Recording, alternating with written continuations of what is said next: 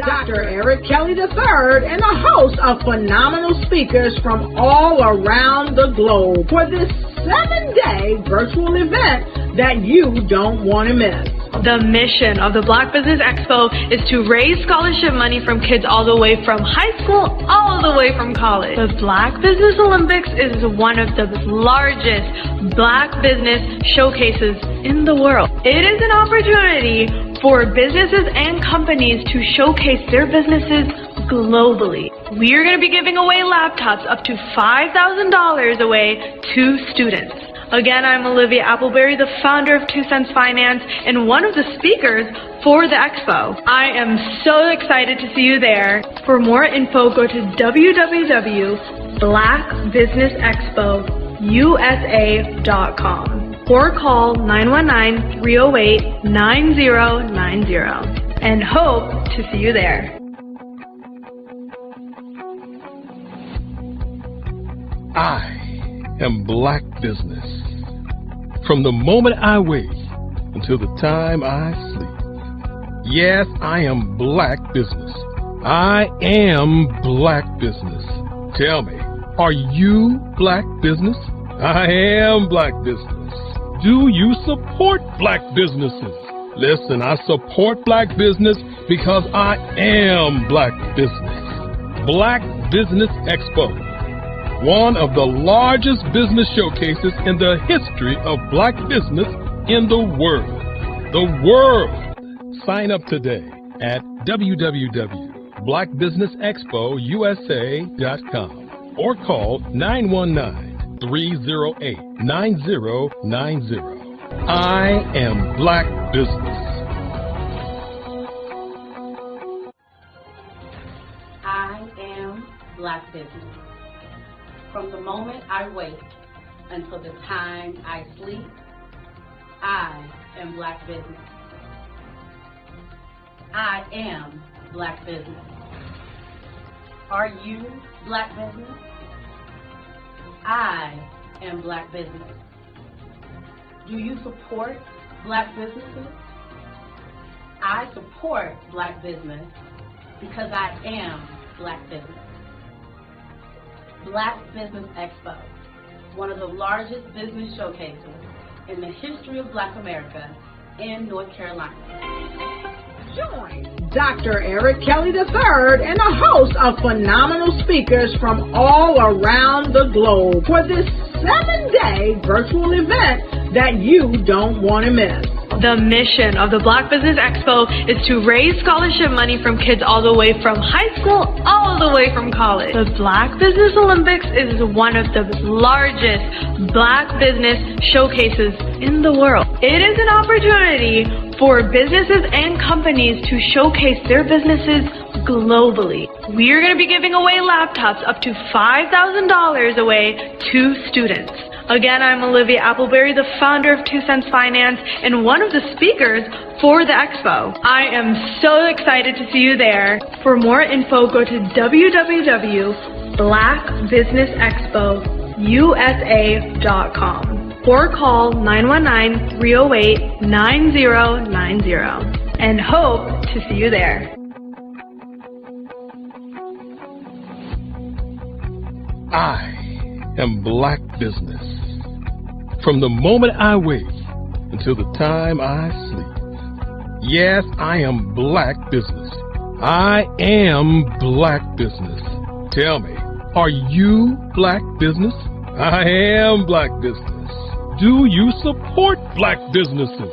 Listen, I support Black business because I am Black Business. Black Business Expo, one of the largest business showcases in the history of Black business in the world.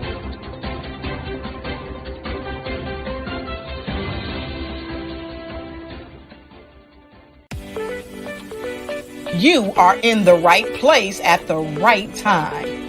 The Black Business Network opens again for its Black Business Olympics, a 24/7 broadcast on business, strategies, global branding, social media marketing, finance, advertisement, and much, much more. featuring the top, most powerful entrepreneurs and speakers and thought leaders from all around the world as they gather together for this phenomenal event. Join the Black Business Network streaming live into the metaverse, STEM City USA, Black Multiverse, Pod TV, Roku, Hulu, iHeartRadio, Apple TV, YouTube, TikTok, Instagram, Google Podcasts, Facebook, LinkedIn, IBM TV, Spotify, and Twitch. Tune in today and be a part of this amazing movement. The Black Business Olympics welcomes you.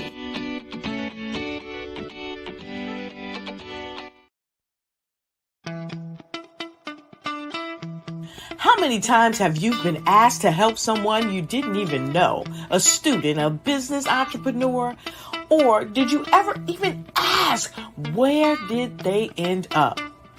That business, that friend, that entrepreneur.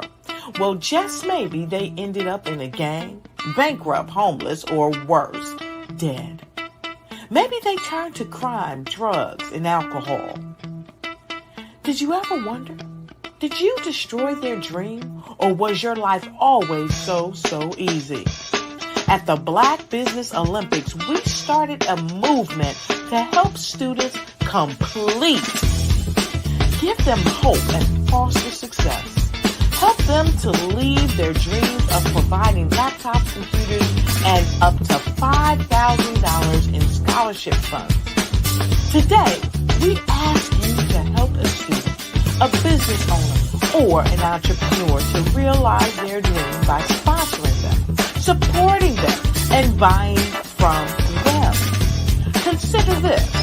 With $1.6 trillion in our Black community, we only ask for a small donation for our students, our businesses, and our entrepreneurs. And you can change a life today. So I ask you, what are you going to do? Sit on the sideline and watch our students in high school be losers, miss out on their dream from lack of resources? Or are you going to donate to the movement and change their future and yours as well? Give us a call today at 919-308-9090. Change their life by investing with action to the Black Business Olympic Fund. The Black Business Olympics, one of the largest business showcases of Black business in the history of the world.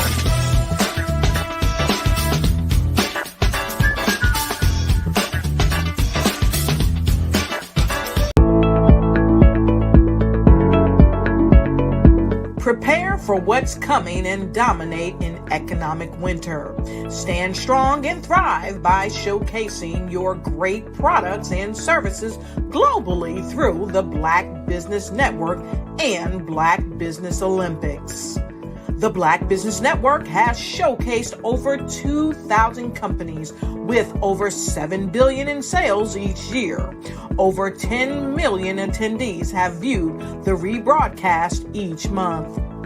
Through the Black Business Olympics, unique styles of business training and mentoring are turning students into business owners and entrepreneurial warriors who will dominate in any economy. Gain the ultimate advantage of the Black Business Olympics, 7 days of unbelievable topics and speakers speaking around the globe. Donate your time and experience to provide expertise and scholarships to students worldwide and change the world. Now, more than ever, new insights, tools, strategies, and capabilities are needed. This is your chance for a major presentation to the world. Fill out the form and join the more than 2,000 speakers who have presented to over 200 countries. Join the Black Business Network streaming live into the metaverse, STEM City, Black Multiverse Enterprises, Hulu, Amazon, YouTube, iHeartRadio, Apple, Facebook, LinkedIn, Pod TV, IBM TV, Spotify, and Google Podcasts. Sign up today. Spaces are limited, and we will see you there.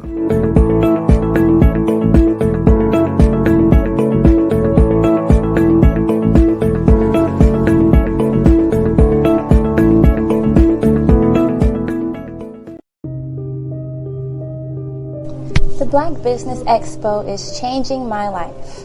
This year, they are giving away laptops and even $5,000 in cash to students just like me. I'm Alexis, and I want to go to college to fulfill my dream of becoming an entrepreneur. Help the Black Business Expo going to www.blackbusinessexpousa.com and also becoming a vendor, a sponsor, or donating. The Black Business Expo's mission is to raise funds for high school seniors going to college or K through 12 entrepreneurs. This expo is a fundraiser for students. Please, you may go to www.blackbusinessexpousa.com to donate to the scholarship fund or use the Cash App at $BBXUSA. Our goal is to give laptops and up to $5,000 to 10 students. Students can register online at www.blackbusinessexpousa.com. Every dollar counts. Please donate to the Black Business Expo USA Scholarship Fund.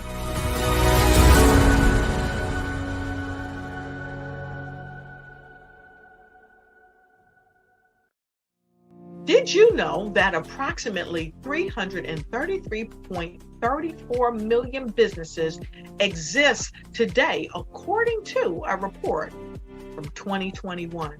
And you may be one of those businesses, or maybe you're not in the business market yet, but you're aspiring to be a business owner. Well, guess what? You're in the right place at the right time. Because let's face it, everything is about timing and opportunity.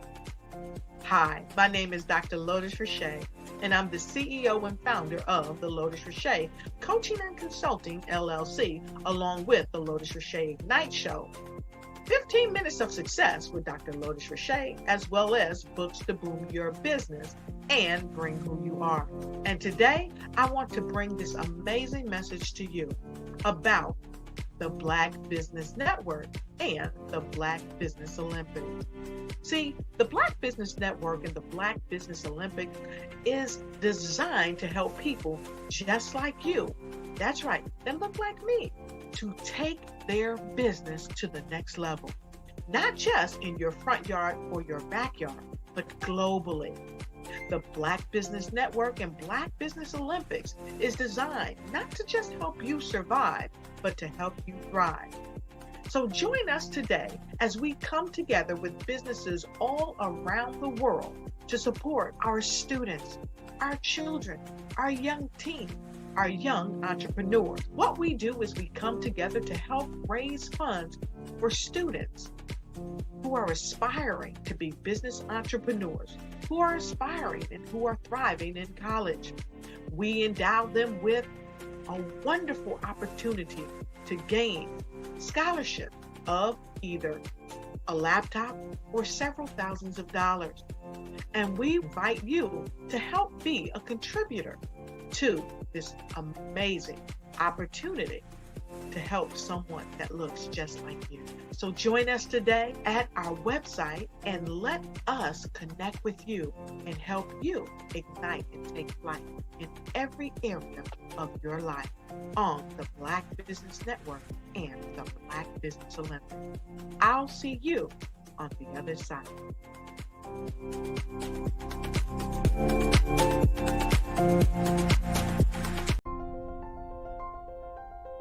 What if you could build your own city? A place where every child can find nurturing people to help them achieve their full potential. A place where every adult can access job training support. Where health education is abundant. Where social justice ruled the land. A place without limitations. Welcome. You have arrived at STEM City USA. It is what every city should be. A safe and trusted community where you find people and resources to help you become everything you are and beyond. STEM City is unlike anything you have ever experienced. It is a digital twin of the world around you, only better. STEM City is about energy and soul renewal. It is more than a digital world. You can almost feel the power of live cultural events, music, and theater. STEM City promises a better future for children with caring mentors and hands-on activities with dedicated tutors to support our youth. STEM City is your passport to a healthy lifestyle with weekly events addressing our community's many issues. STEM City is your financial well-being with helpful information on wealth management, career advancement, job training, and so much more. STEM City is the community you deserve. It is the city where your dreams can come true. STEM City USA, a place in the sky that is accessible to all who reach for the stars.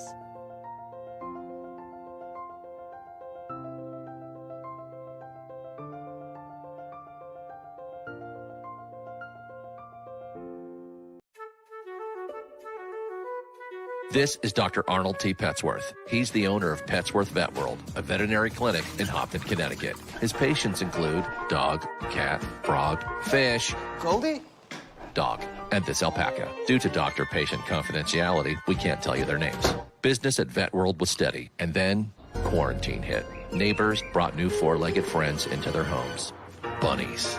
Bunnies everywhere. Dr. Petsworth welcomed these new patients with open arms. The only problem? There were more appointments than he could manage.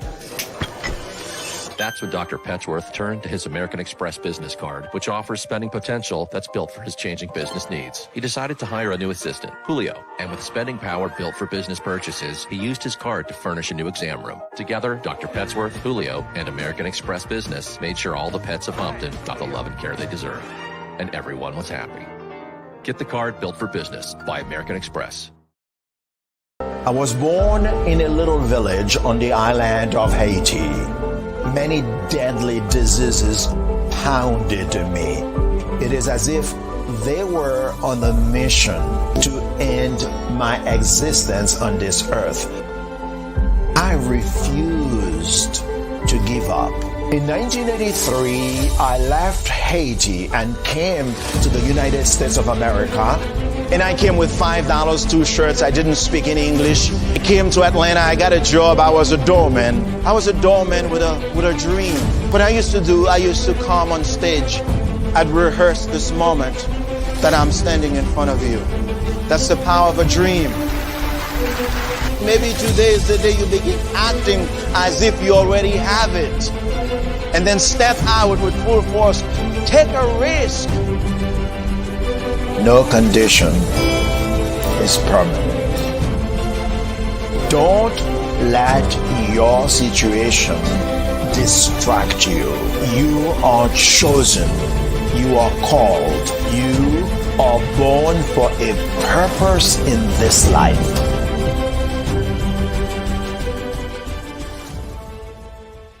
Hey guys, my name is Caden. I'm the CEO of Caden Teaches, and my genius is teaching kids about financial literacy. Throughout my financial products, such as my financial flashcards, my activity book, and my newest project, my financial bus, which I bought. And on the bus, it has a mock bank where kids will learn how to deposit and withdraw money, a mock grocery store where kids will be able to learn how to have a family budget, and a mock stock exchange where kids will even be able to learn how to invest in stocks.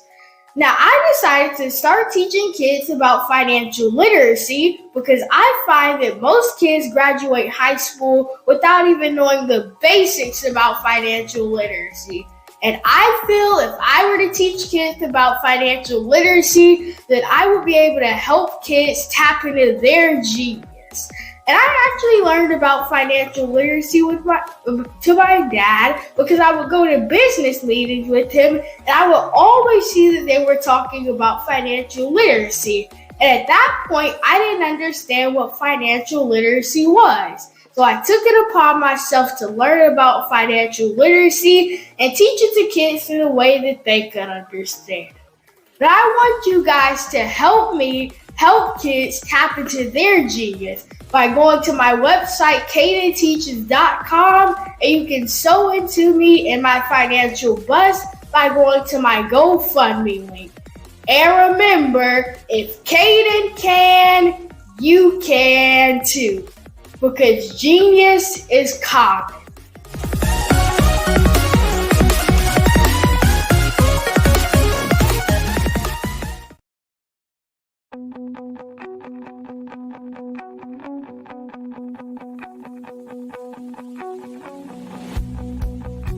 I am Black Business. From the moment I wake until the time I sleep. Yes, I am Black Business. I am Black Business. Tell me, are you Black Business? I am Black Business. Do you support Black businesses? Listen, I support Black business because I am Black Business. Black Business Expo, one of the largest business showcases in the history of Black business in the world. The world! Sign up today at www.blackbusinessexpousa.com or call 919-308-9090. I am Black Business.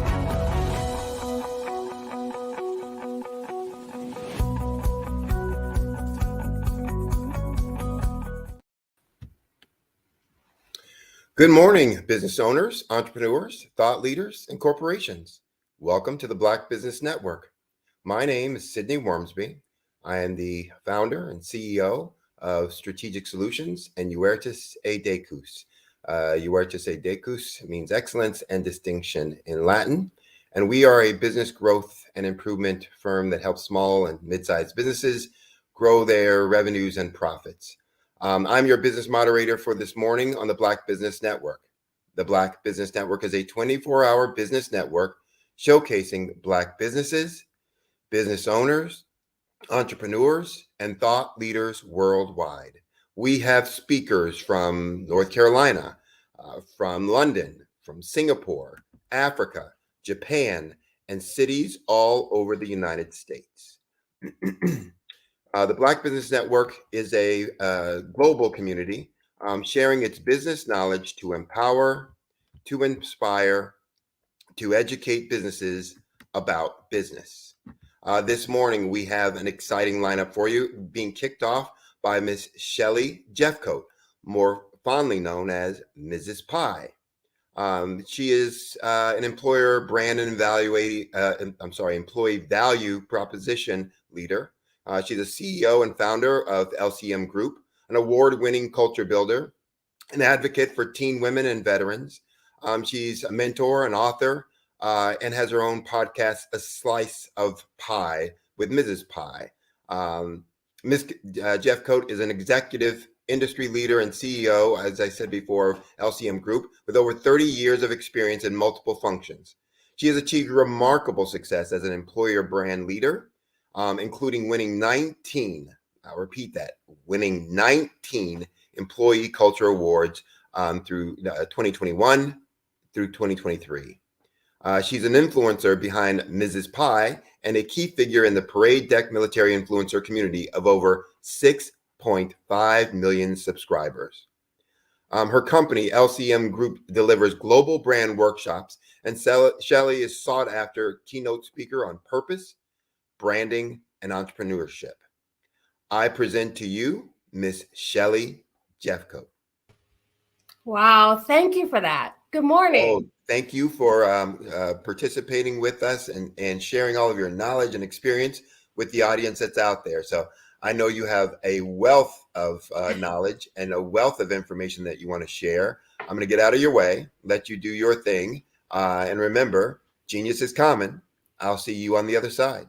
Awesome. Thank you so much for that. That was the best welcome I've had. And just thinking about all of the information that's already been shared, I just want to make sure that I shout out to everybody who's not yet subscribed to watch some of these replays. Just as a lot of information that's already been shared by previous speakers. And obviously, I'm honored to be here. So today is going to be a little bit different. I'm actually going to be talking about branding from a small to medium business perspective. And essentially what I want to do is I want to share some information that's going to help a lot of entrepreneurs and maybe small business owners, maybe mid-sized businesses really think about branding from a business strategy perspective. And hopefully I'll be able to take some questions at the end of our presentation. But I just like to start off with like why branding is so important. And branding, I always say that this is more than just creating a logo and a compelling tagline. It really defines who you are as a company. It helps to communicate your values and your mission. And it really sets the expectations for your clients, your customers, and even future employees. So branding from the sense of building trust with your customers, and that will ultimately help you grow profits as part of the considerations for your business strategy. So in the introduction, you've heard that I have a large amount of experience within this space, but there's some things that I want to really touch on and hone in on today in terms of what we're going to cover. This branding versus marketing can be quite confusing. So I want to start with just really clearly defining what is a brand. I'm going to talk a little bit about brand identity and equity. I'm going to touch a little bit on the social media approach strategically, and then how do you marry purpose and culture as a brand strategy? And again, if we have time, then I'll be able to take some questions from the audience. And also, you can reach me at learncoachmodelgroup.com. So just really simply, a brand it's basically considered an intangible marketing or concept that allows people or helps your clients, your potential clients, and even your competitors to identify your company, the product, or the individual. And there's 3 different types of branding. So the first one most of us are familiar with, especially if you're in the LinkedIn community, is personal brand, where you talk about the values and what you bring to the table, how you serve yourself up and how people come to know you. That's personal brand.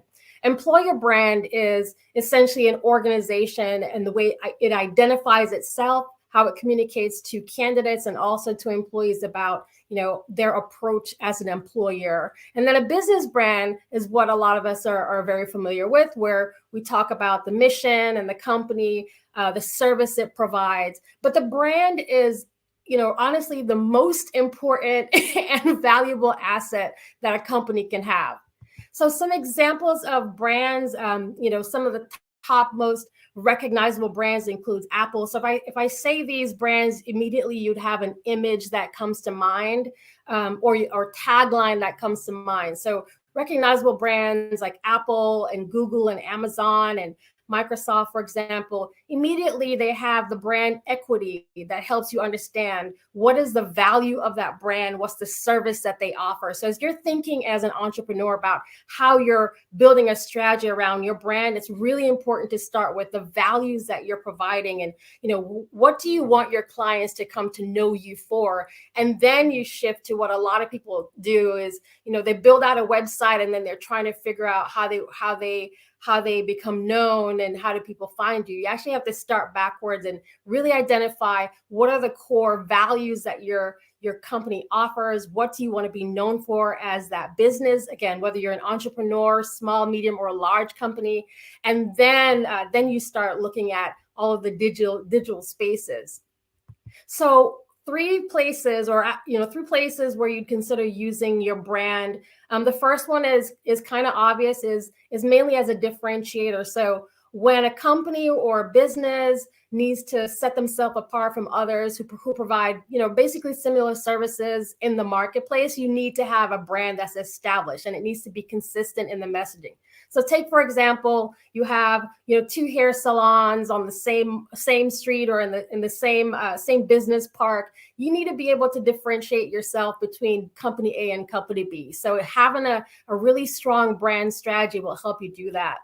The second thing is really around sales. So, how you introduce new products and services. So just think about when Apple rolls out a new phone, when another iPhone comes up, the company doesn't have to roll out something that says, we are offering X and reintroducing the company behind it. They just throw out, iPhone, the number, and, we're all rushing to the store. And the reason that is because they've established a brand and they understand that the consumers are going to stay loyal to those brands because we know them and we trust them. So that's another reason why, you need to think about your brand strategy around sales. The third area is actually around reputation management. And so branding helps you show your potential customers and even maybe future investors, for those of you all who are just starting out, it helps you show that you're an established and a credible business. And if you think about the way that you respond to, maybe service that went wrong or, poor feedback from your customers, how you're responding back to your clients, whether you have one client or thousands, it's really important. But if you're not managing your credibility and your reputation, that could actually impact your brand. And so that's why you have to think about what your process and what are some of the methods you're going to put in place to support that brand. So those are, when to use your brand. The first thing, as I said, is to differentiate yourself within the marketplace. The second area is really helping you from a sales perspective, how you introduce your new products and your services. And then the third place is around reputation. And notice I haven't said anything about logos or colors or the digital media space, because that comes later. You need to build the foundation for your brand strategy first before you start spending money on putting out beautiful ads. Okay. So brand identity, so this now is where you're thinking about how you communicate, your actual brand. So when we talk about brand identity, we're talking now about what a lot of people are very familiar with. So the first one is taglines. So taglines essentially are slogans that tell people who you are and what you stand for in very few succinct words. So if you're an entrepreneur or you're just getting started, thinking about these taglines, it has to align back to who you are, what you stand for in few words, right? The second thing is what we call unique selling points or USPs. And these are the specific benefits that are going to make your business stand out when you're comparing yourself to other businesses in the market. So what is your unique selling point? What makes you stand out? The third part of a brand identity are, again, what a lot of people are very familiar with, choosing a logo, but even understanding the colors that you use for a logo. And at this point, I would say if this is not your strong area, if creating logos and understanding the psychology of colors, if this is not your thing, this is where you definitely want to reach out to a business that is specializing in digital media strategy, because you really need to make sure that you're aligning all of these things, your tagline, your company name, your unique selling points, what mediums that you use, all those things to establish your brand identity. The fourth thing is around defining yourself. So when you I tend to go to a business's website when I do business consults, and first thing I'm looking at, I want to see what they say about themselves and how much language they use. But immediately I want to know who you are, what you sell, and how do I reach you? So if you're creating a brand identity and you're using, for example, social media or LinkedIn or a website, whatever that is, right? Are you actually, giving the information that your clients need, or are you creating a story that you want to tell? It's very different. So creating that brand identity is really important. So again, on your site, who you are, what you're selling, how do I reach you? Those are the three things that people want to know. The rest of the storytelling, thinking about how do you identify yourself and how do you tie it back to your brand, you can do that in different ways. So don't overwhelm your website with too much information. And then the last thing is, if you're entering into entrepreneurship, or a small business owner, is just a reminder that, make sure that you're following all of the legalese and all the guidelines, because this is something that can come back to bite you. So for example, there are a lot of people who have great ideas, but they don't, complete the process to position themselves for an LLC or a sole proprietorship, or even establishing themselves as a corporation. That will tank your brand. So just make sure that you're actually doing the work behind establishing yourself legally as well.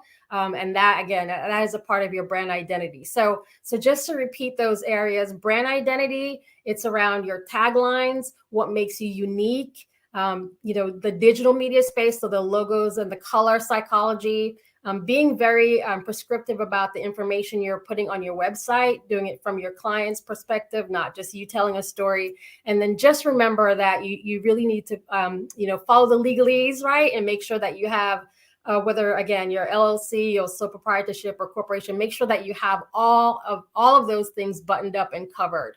Okay, so that is kind of, I think that's going to kind of help you out. So as I was thinking about taglines, I want to share a few that, just to give you some ideas of what a tagline is. And again, for those of you who are maybe new to this area, tagline, for example, Apple uses Think Different. These are my favorite. Nike is Just Do It. McDonald's is I'm Loving It. KFC is Finger Looking Good. Don't judge me. I love KFC. And Coca-Cola, Open Happiness. And I know these on memory because that's another thing that taglines do. It is, again, a short, succinct statement that tells people, more about what the company has to offer. These are the business taglines. So as you're thinking about how do you want to communicate, and a lot of times when you show your tagline, it's also associated with your logo as well. So that's the storytelling part of the brand identity. So I just wanted to share that with you because I thought, you'd probably find some value in understanding how and what that looks like. So now I'm going to shift a little bit to equity. So equity, when it comes from a brand perspective, this is really simple. It's what value you generate from your product or your service when it's compared to something that's available to you in the marketplace. So the equity that comes out of your name. So remember I talked at the top about, when Apple is rolling out a new phone, Apple doesn't have to reintroduce itself as Apple. It just has to introduce the product, right? And that is because there is equity behind the name. So for example, even for myself, if I'm launching a new podcast series, I don't have to come out and reintroduce myself as Mrs. Pie because the brand I own, Pie, is already established. So now I'm really banking on the equity that comes from the name. And the way that you're able to bank on that equity are in various ways and being very consistent and clear in the messaging. When we talk about brand equity, this is where a lot of businesses kind of miss the opportunity. And you have to really think about the components that are tied to that. So brand equity, it really is when you're thinking about how you break that out in a business strategy, it's the consumer perception. So what do consumers believe your brand represent, right? So as I'm thinking about Mrs. Pie, for example, part of my strategy and the way that I communicate, the way that we do podcasts, the way that we do business consulting, all those things, the way that we present our company, right? The way that we present our products and services, it is tied to the consumer perception. So I want consumers to believe that my brand does X. So building on that. So if you're a business that you've just launched, maybe you've just launched a new consulting firm, and you're selling financial literacy tools. So what is the perception that you want? What do you want your consumers to believe that your brand is going to represent? If you're selling financial literacy tools, it's going to be around credibility, or you want to be known as trustworthy, or things like that. So thinking about those components. Something else around brand equity, it's the positive and the negative effects. So remember I talked about reputation and reputation management. So as you're launching it, so again, this could even be a barbershop that you're opening and the reputation that's aligned to that barbershop. So if I'm barbershop A and I'm Bob, and barbershop B is Roxanne, right? I want to make sure that the reputation management is in place and I can respond to that. So I can bank on people loved it. People love to, come to Bob because Bob has a great reputation. People don't like going to Roxanne's because, she has a terrible reputation for client services. So things like that are baked into the brand equity model. And if customers have a positive association with your brand and they use it regularly over your competitor, so Bob over Roxanne, this is going to really bring a positive effect on your business in terms of sales. So think about, again, Coke versus Pepsi and Bob versus, the other, Roxanne's. So those are things that you need to think about from an equity perspective and how that really putting the thought and the time into building out the brand. Again, who you are, what you have to offer, and then being clear in the way that you communicate that to your potential clients, potential investors, and all that. That's why it's really important. Okay, so I'm going to shift now to really quickly touching on some of the marketing basics, because this is where a lot of folks also get branding confused with marketing. So branding essentially describes your company. Like I talked about being very clear and consistent in the message. It does create an emotional attachment because you're trying to drive some kind of customer loyalty. You're building, again, when I talk to businesses about social media strategies, it's not focusing on building the number of followers. You need to be able to convert those followers into customers. So focusing on driving recognition of your brand and also that customer loyalty base. Very different. Marketing is really just amplifying your company message in a lot of different ways. It does vary. It creates needs, but at the end of the day, marketing strategies are all about driving sales, building your sales funnel. So that's the difference. And then furthermore, as I was thinking about, building, a lot of folks, they join or they become entrepreneurs because they're following a sense, I call it a sense of purpose. But that purpose also has to be translated. A vision has to be translated to your customers, has to be translated into an actual strategy. So this is where you'd want to think about, how you position yourself. Again, what is it that you're looking to offer? Being very clear about how you're different from your competitors. And purpose shows up in a lot of different ways, but at the end of the day, you have to be able to execute. Do you understand the priority and the perspective of your clients? Are you presenting a value to those particular clients? Purpose also shows up in other ways where how are you serving out the community? So if you think about this expo as an example of a business that's operating alongside purpose. So we started out, you've seen a lot of the ads and, watching all of the opening credits, and you've seen a lot of amazing businesses prior to me coming on. And that part of what we're attempting to do here is to raise money for scholarships. Well, that's a clearly defined purpose at work. So if you're someone who's, I'm starting this business and I feel like this is my purpose, you can actually use that purpose as a part of your strategy, as a part of your brand strategy. But again, you have to make sure that you understand the priority and the perspective of your potential clients. You got to make sure that you're very clear about what that purpose is, and then you're presenting an actual value. You're not just presenting purpose. So those are the key things that I really wanted to share. As I started out, and again, I just want to make sure that I leave this with you, that your brand is your most valuable asset as a company. Again, as I started out, it's more than a logo and a tagline. It's more than choosing beautiful colors. It's something that you're thinking about as you're building the business. And if you're at a point in your business where you need to pivot and adjust, it's okay to do that. Brands adjust all the time. Hello, Twitter versus X.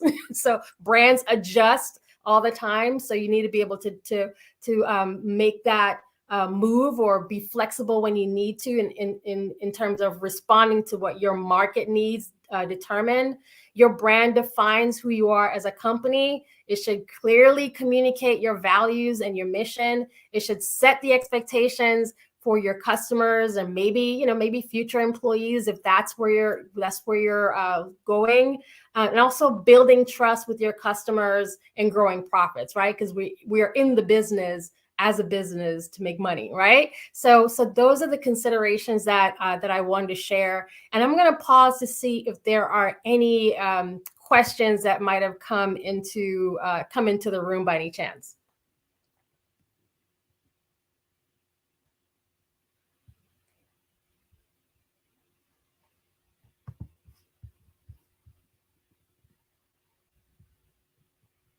All right, I'm just scanning to make sure I'm not missing any questions. All right, so there's a few more areas while I have you that I wanted to touch on, and this is around social media strategy, because this is another thing that I get a lot of questions around. Now, I mentioned that I have a show called Mrs. Pie, Slice of Pie with Mrs. Pie, but this is an example of how I've been able to build in a podcast into a business strategy. Okay. So let me just give you some of the tips and why it's been working so well. And I think maybe this is going to help. Maybe this will help you as well.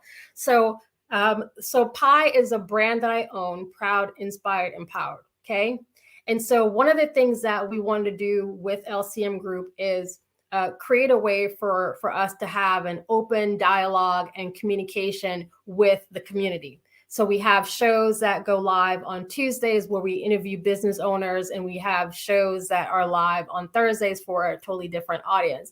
But the idea was taking the brand of Pie and really, communicating it and then integrating it into every other area of our business. The foundation of our business is Pie. So if you're talking to us about brand consulting, Pie is at the foundation. If you're talking to us about podcasting, whatever, it's the same thing. So what we did with the Mrs. Pie podcast and the way that became a part of our business strategy is we understand that the way that we reach our target audience is you got to be out front. Okay. So we started building out these podcasts as a way to reach different business owners. It's given us an opportunity to show our value and show what makes us different, our differentiator as a brand. And then it is a remarkable experience, because what's happened is we've successfully been able to take a personal brand and build it into a business brand, and vice versa. So a question that I ask businesses that are thinking about social media strategies and how they're going to execute that, I always ask people this question: what is the Kardashian brand? And they'll struggle trying to come up with the name of a product that they sell. And I'll say, no, the Kardashian brand is the Kardashian. It's their name, but they built lines of businesses on top of that. So there are businesses that have multiple streams or have multiple funnels, or they're even setting up if you're a small or medium business or medium and large organization, they have different business lines of business or business units. So just thinking about how you consolidate that to tell a consistent story. So podcasting for us has worked very well. Again, like I said, it's been a great way for us to expand the brand and get more brand awareness and really show value to the community, giving back to the community. So there's a lot of philanthropic work that we've been able to do. We're reaching thousands of people every week. We have both the video podcast and also the audio podcast. And again, this is all a part of a strategy built into the business on how we are able to communicate, what it is that we do and how we work with the business. And so what I wanted to encourage you, if you are considering or you're thinking about maybe going into podcasts, just being very clear about what it is that you want to achieve.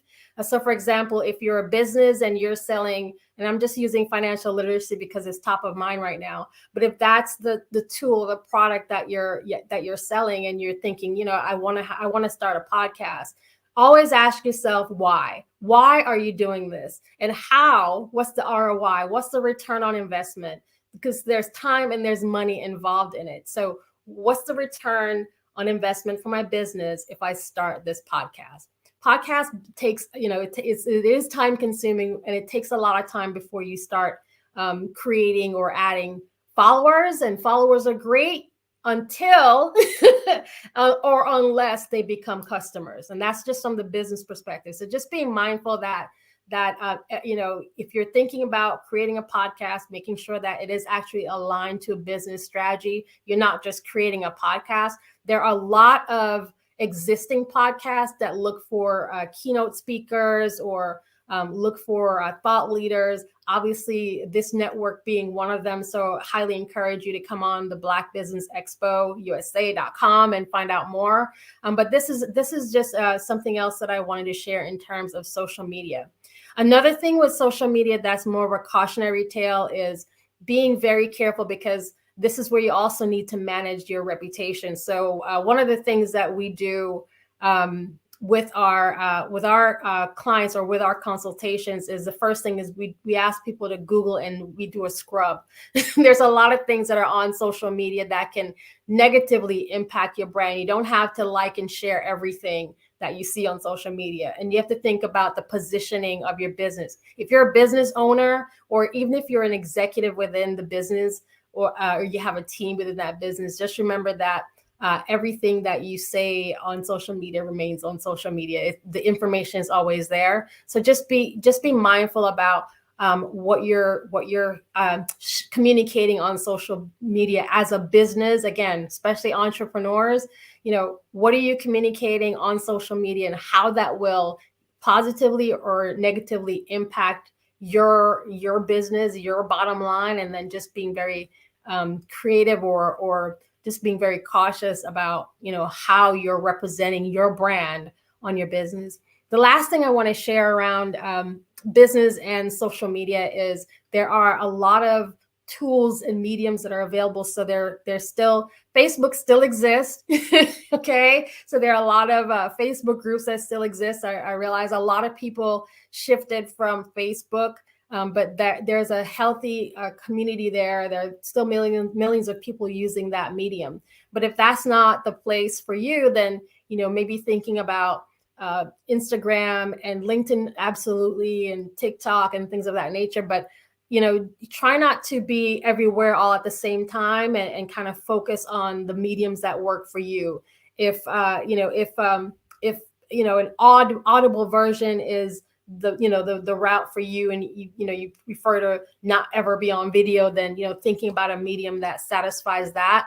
There are a lot of folks that are doing podcasts, meaning traditional podcasts, meaning they're audible, like Spotify and Podcasts Info and all of those things. So just really thinking about which medium works well for you, and get the message across. And then what is your long-term goal for being on social media? Again, if you're in business, it really should be helping you generate sales. Maybe it's the way that you're staying connected with your customers, your potential clients. Maybe it's the way that you're bringing awareness just to your company. So maybe it's purely for awareness, or maybe it's a way for you to attract investors in future projects and things like that. And if that's the case, then just being very strategic and clear about what that is, and how you're going to support those efforts. So those are the kind of the cautionary tales around social media that I wanted to share. Hi, Sydney. Hi. All right, so we're going to wait for Sydney to come back in. I could talk for days on branding and social media space, and like I said, happy to take questions. Yeah, I didn't mean for you to stop so abruptly, but it was a wonderful, wonderful talk, jam-packed with info and insights. And as I work with my clients, taking the information from branding to how they grow their business, so many of the things that you talked about there, the things that people either misunderstand or misuse, don't quite understand what branding is, and therefore, are working on the wrong thing. So I know it should be, very, very helpful for folks. Now tell people how they can, again, get a hold of you when they want to take this conversation further, or, engage you in, your consulting about branding, et cetera. So you can reach us at learncoachmodelgroup.com. So LCM Group, that's what we stand for, learncoachmodelgroup.com. You can find us there. You can also Google me as Mrs. Pie. You can find me as Mrs. Pie. I'm on the streets, y'all. And again, or even Googling Shelly Jeffcoat. I'm literally everywhere. So that's the best way to reach out. I love hearing from folks. So also for those of y'all who are catching the replays, drop your comments in the chat and let us know how branding is working for you. And, if you have best practices, I love getting tips. So make sure you drop that in, especially on the YouTube for Black Business Network, Black Business Expo. Please make sure you drop that in the chat because we're all here to help each other. Now, I know at the beginning of your talk, you said that, you were focusing this on small and mid-sized businesses. Yeah. A lot of times with people with your, wealth and diversity of experiences, people think, oh, they'll never work with somebody like me. I'm too small. Do you work with small and mid-sized? I do. I just want you to say, because a lot of times people go, oh, she won't work with somebody like me. I'm just too small. I'm too tiny. She knows too much. So. Yeah, no, I do a lot of consults too, just to, again, sometimes people just want to be, they just have questions. Am I on the right track? And there's nothing wrong with that. So yeah, we do those consults. I also, I'm also building a community of other experts that I contract out to help, because, we're growing and we need to help other folks. So please, yeah, definitely reach out. And by the way, I am that person. If I don't know the answer, I know someone who does. Right. So please don't miss the opportunity to, again, we're here to support each other. If I win, you win. If you win, I win. Great. All right. Well, appreciate all of your time, your energy, your contributions. Thank you for being on the show this morning. And as we say, genius is common. I'll see you on the other side. Thank you. Again, just a wealth of information. Thank Shelley for being on the show. Black Business Expo's mission is to raise funds for high school seniors going to college or for K through 12 entrepreneurs. The expo is a fundraiser for students, so you can go to www.blackbusinessexpousa.com. Again, that's www.blackbusinessexpousa.com. To donate to the scholarship fund or to use the Cash App that should be rolling on the screen below you with the account $BBX USA. Again, $BBX USA. Our goal is to give laptops and up to $5,000 to 10 students. And students, you can register online at www.blackbusinessexpousa.com. Every dollar counts. So we want to remind you, please donate to the scholarship fund. We want to thank also our Black Business Expo USA sponsors for this month of August 2023. Those sponsors include NC 100, Moody Capital Partners, Suede Soul, Lotus Richer Coaching and Training, Carolina, Virginia Minority Supplier Development Council, Step Management, BHS and Associates, Margie McLean Foundation, Inc., Genius is Common, Earth Essentials, Milani Shani Global, the Executive Women's Success Institute, the Quality Coaching Company, Superwoman Business Services, Creative Force Studios, Lee Entertainment, Artistic App Design, and Black Business Expo USA. So remember, genius is common. I'll see you on the other side. Over the past few years, we've seen the growth of existing and new initiatives focused on financial inclusion, building global networks, and reducing the wealth gap in response to the idea there's not enough seats at the table. Whether their outcomes are to increase the representation of Black executives on corporate boards, ensure an inclusive global economy, or to create new U.S. African commercial pathways, the strategies are often carried out by separate programs. The question is, should they be? With the continent of Africa being home to more than half of the world's fastest growing economies, the youngest workforce, over 400 companies generating more than $1 billion annually, 700 generating more than $500 million annually that are poised for growth, and being the destination of nearly $5 billion in venture capital in 2021. Diversifying U.S. and Africa commercial engagement by building bridges between African businesses and their U.S. diaspora should begin being seen as mutually beneficial. From helping to reduce Africa's enormous capital gap to catalyzing two-way trade opportunities, the COVID-19 global pandemic hopefully has taught us that global challenges and opportunities are more interconnected than we thought.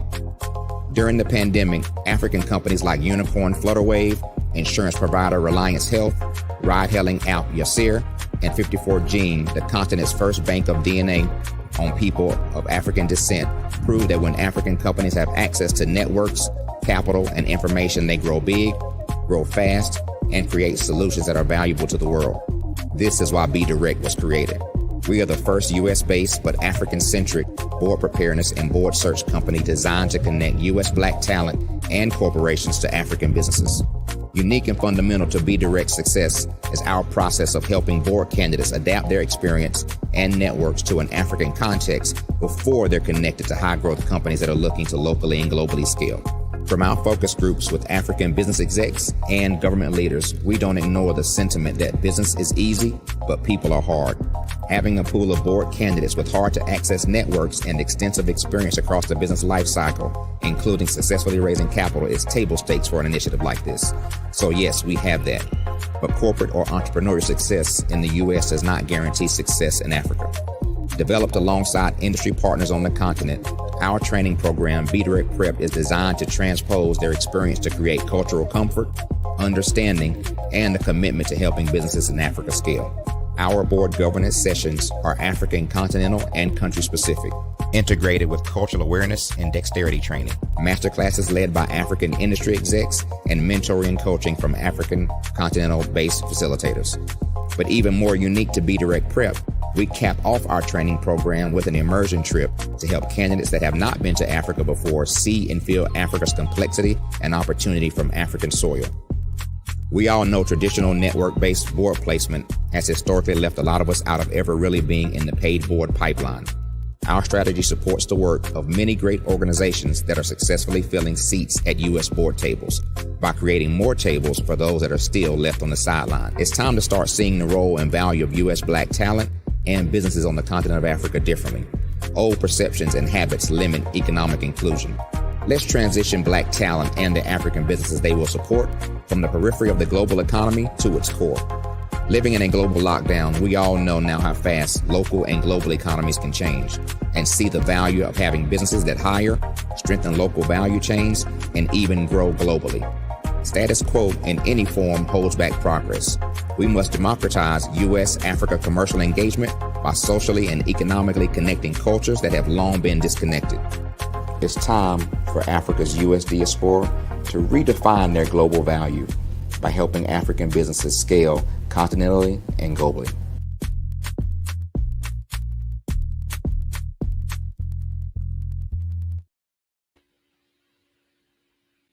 Hey guys, my name is Caden. I'm the CEO of Caden Teaches, and my genius is teaching kids about financial literacy. Did you know that our Black dollar only lasts for 6 hours in our community? Yet other communities, their dollars last for 19 to 30 days. The Black Wall Street Nation. Black Wall Street Nation. Yes, that's why we created the Black Wall Street Nation. Black Wall Street Nation is a centralized directory available to all Black businesses across the world. It was created for businesses like you, the ones that want to start and the ones who have a dream that have already started, such as businesses like Drop in a Bucket Productions, Valito Foods, Sugar Tea Branding Firm, All the Dazzle, Bun Cakeaholic, Miss Riot, and you. We'll have marketing, seminars, and some funding coming soon just for you. So, we want you to come and join us. www.blackwallstreetnation.com. See you there.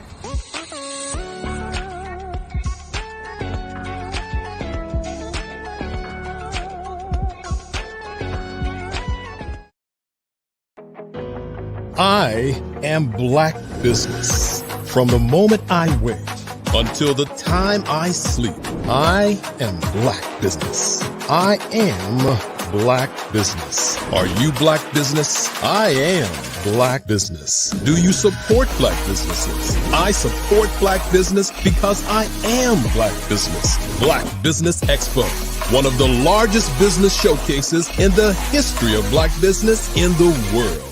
Sign up today at www.blackbusinessexpousa.com or call 919-308-9090. I am Black Business. Hello, this is Israel, and I am CEO of Daydreams Interactive and author of Princess Planet. So, genius is common, and as a kid, I loved to daydream. Even as an adult, I loved to daydream. And when my daughter became 6 and loved princess characters, but we just could not find the diversity that showed her, we created our own characters. So, for instance, you have Princess Nulu right here. Princess Nulu is from Uganda, and her genius is that she loves to take care of animals. She can actually even listen and hear what they say. And then we have Princess Isabella right here. Princess Isabella, she's from Cuba, and her genius is biochemistry. One day she hopes to eliminate disease. Then we have Princess Nia right here, and Princess Nia is based off of my daughter, and she is what she wants to be, the greatest dancer alive. So that's her genius. So what's your genius? My genius is my imagination. Genius is common.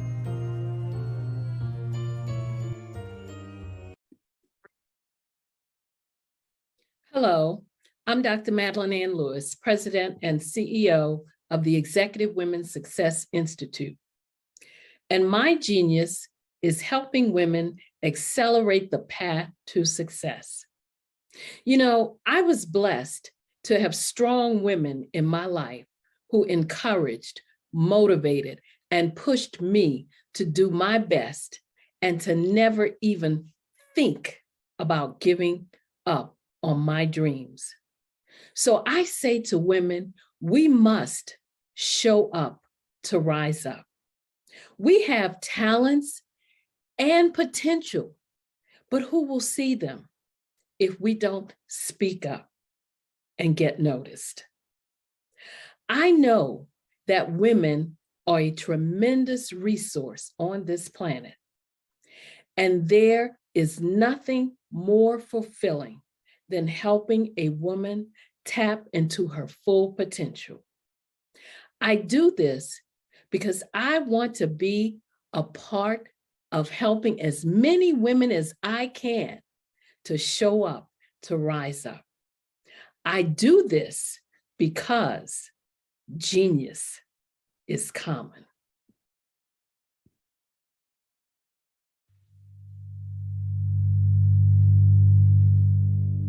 So what we have to do is when we get in a spot, we need to create some spots for us.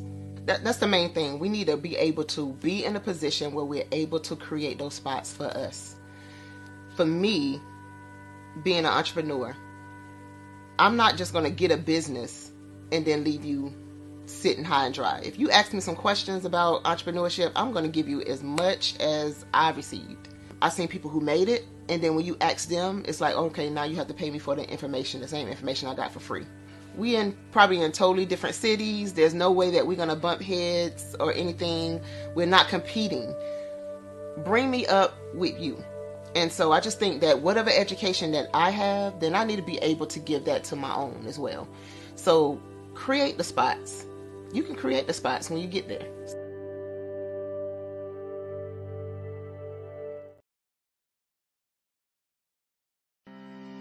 Are you aware that showing off your expertise can gain customers and position you as an expert in your industry? Consumers need confidence to purchase, so let us showcase your knowledge by interviewing you for a 3 to 5 minute video. We'll position you as an industry expert with a customized interview style video, and for a limited time, we'll cover all production costs. Click this ad or call now for all the information. You'll want to experience the same 5-star service our customers love. So take advantage of this one-time offer. Click this ad or contact us now.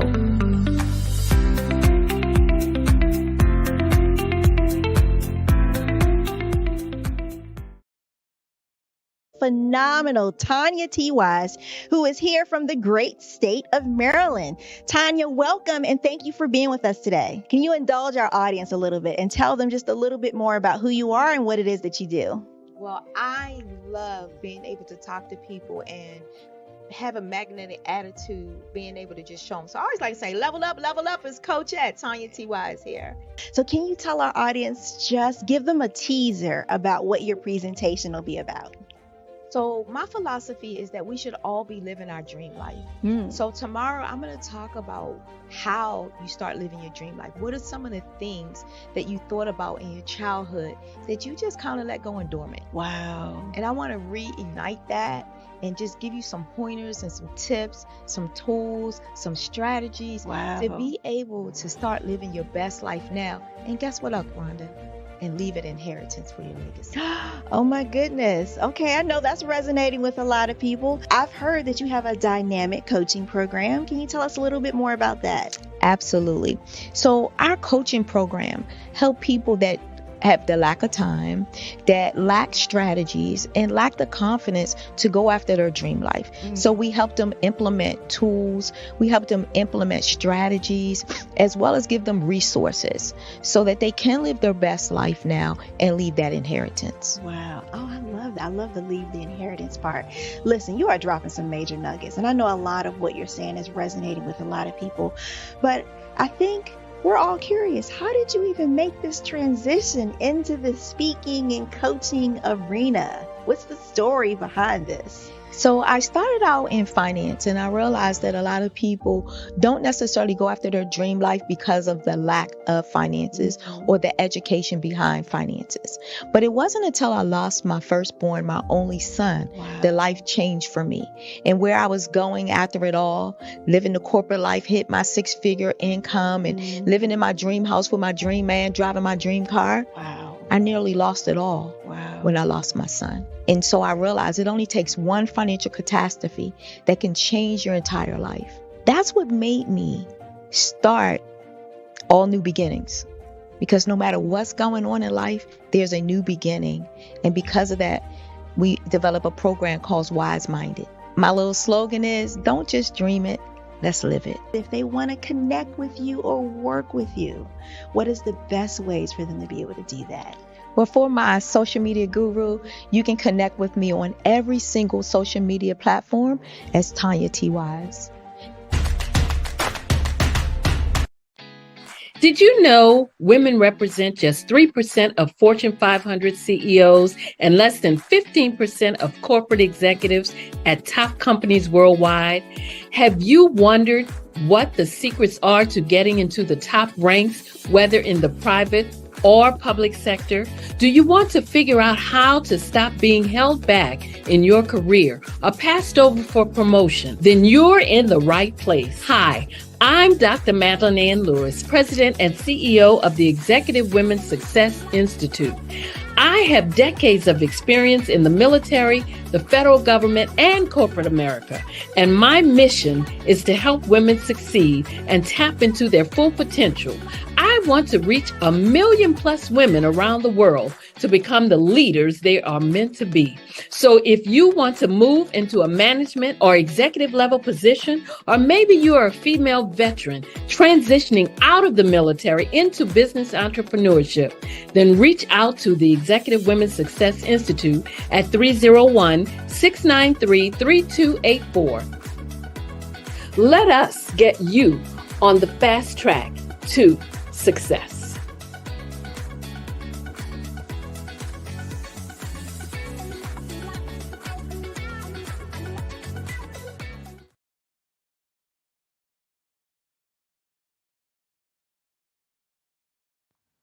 Genius is common, and my genius is nutritional strategy. I am Shawnee Smith, the owner and creator of Can Do Spice. Can Do Spice was created because I knew that adding herbal and mineral supplements to my diet did not have to be boring.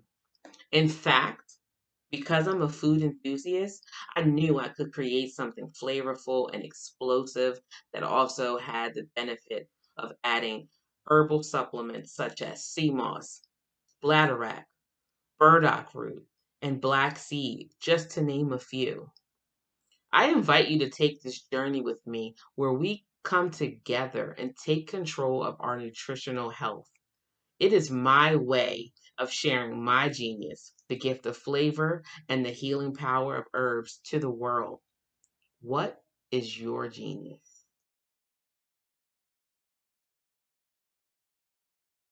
Hey, it's your girl Colette V. Smith. The V is for victory.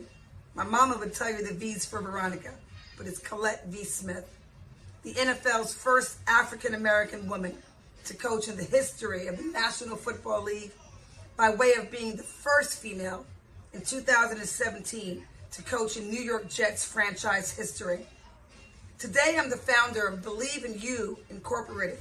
Believe in You Incorporated. I got here because I didn't limit myself.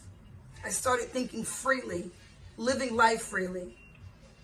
Don't limit yourself. Unleash your power, the power that God created you to be and to have. I got here because I didn't just follow a path. I created my own. You can do the same thing. You know why I know this? Because genius is common.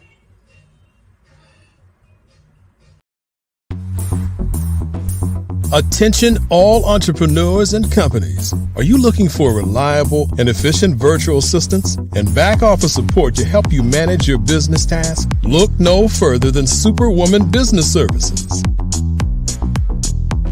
Our team of virtual assistants provides a full range of administrative support services, including operations management, social media marketing, and much more.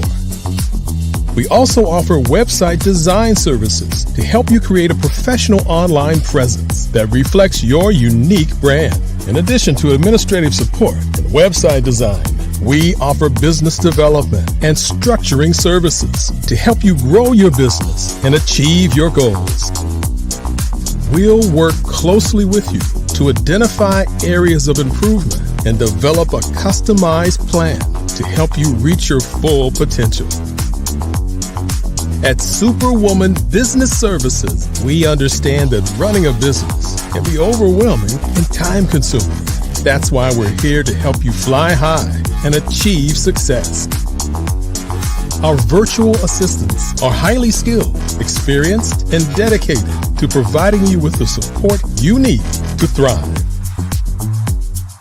Come fly with us and take your business to new heights. Let us help you become the superhero entrepreneur you are meant to be.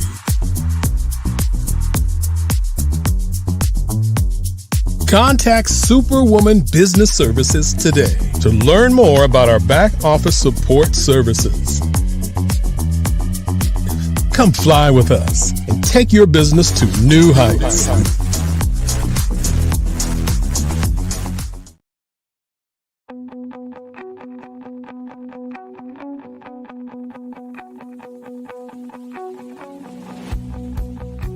I am Black Business. From the moment I wake until the time I sleep. Yes, I am Black Business.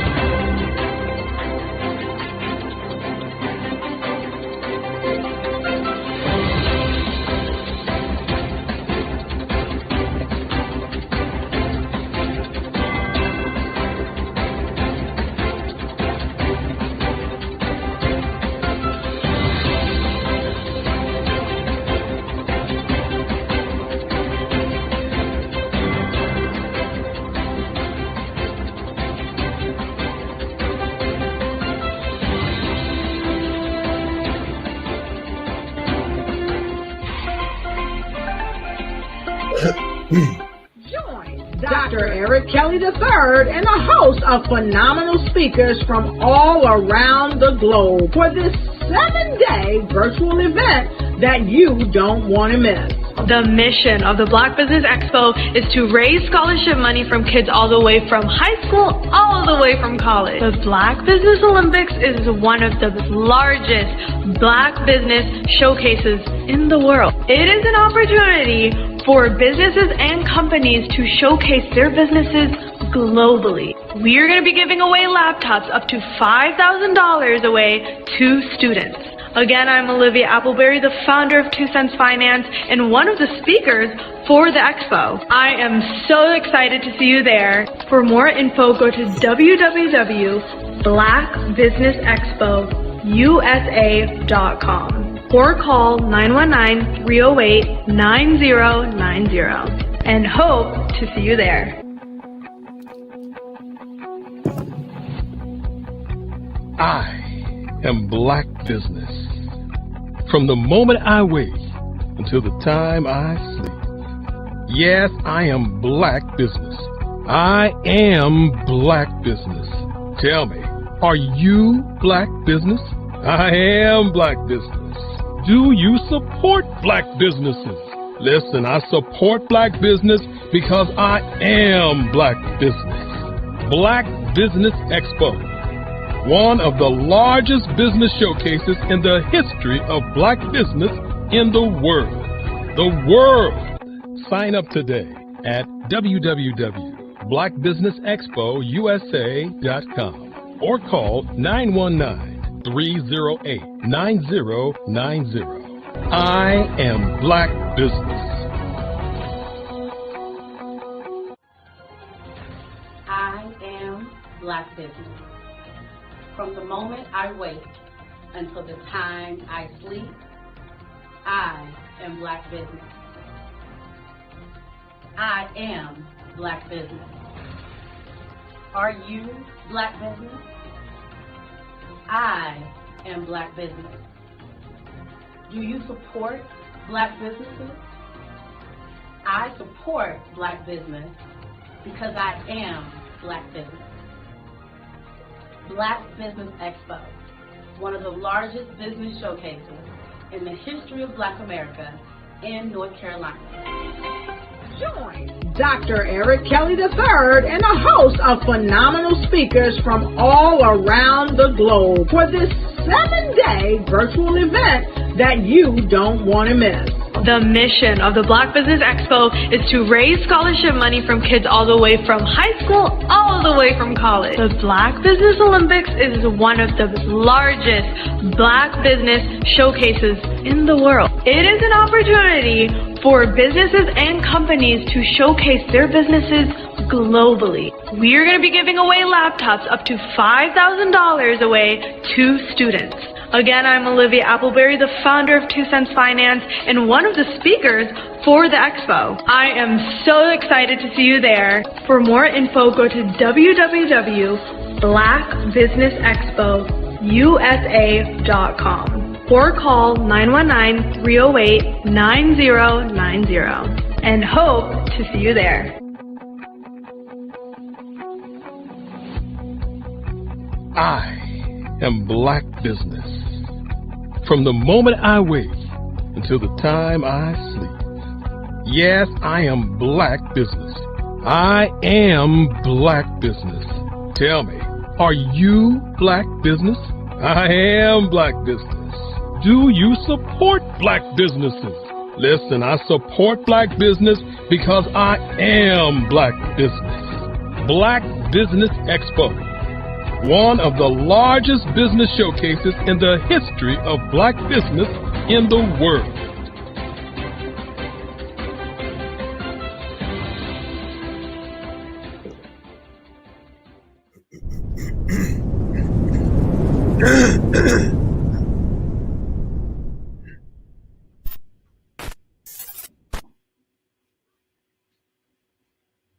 Good morning, business owners, entrepreneurs, thought leaders, and corporations. Welcome to the Black Business Network. My name is Sidney Wormsby.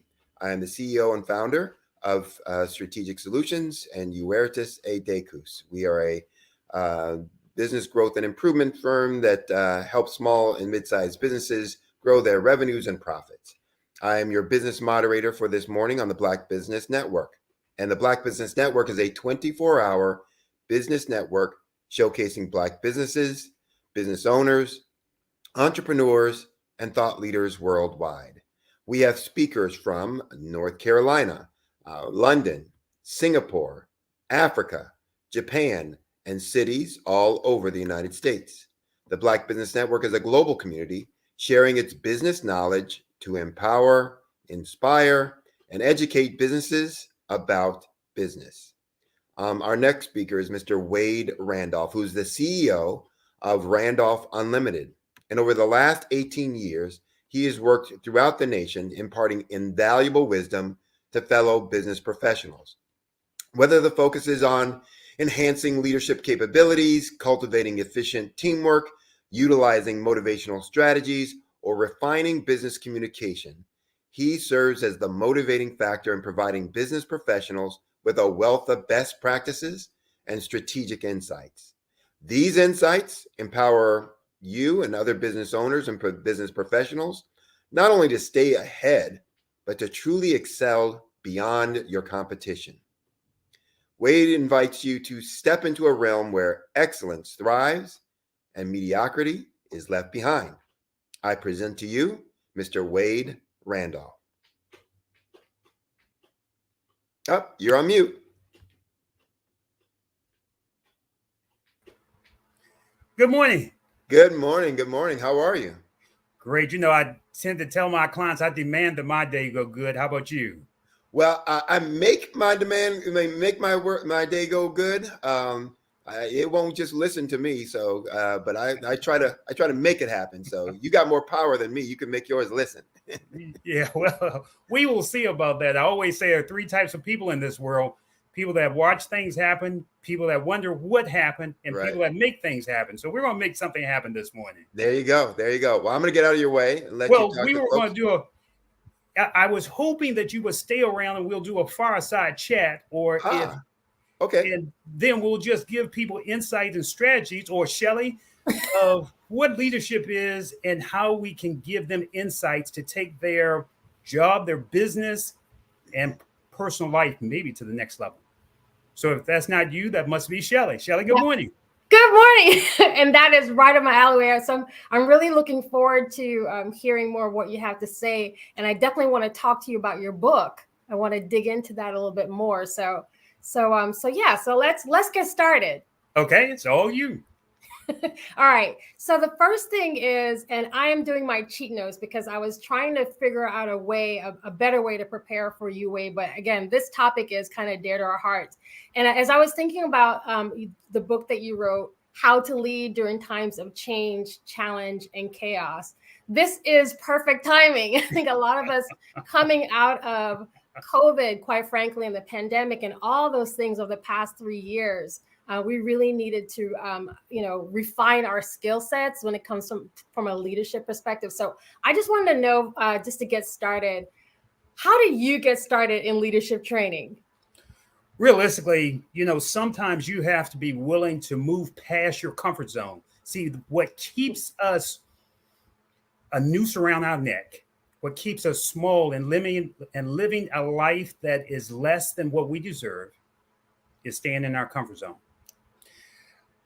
I'm reminded of one time when I was called I used to run real estate firms, used to be managers per se, of real estate firm.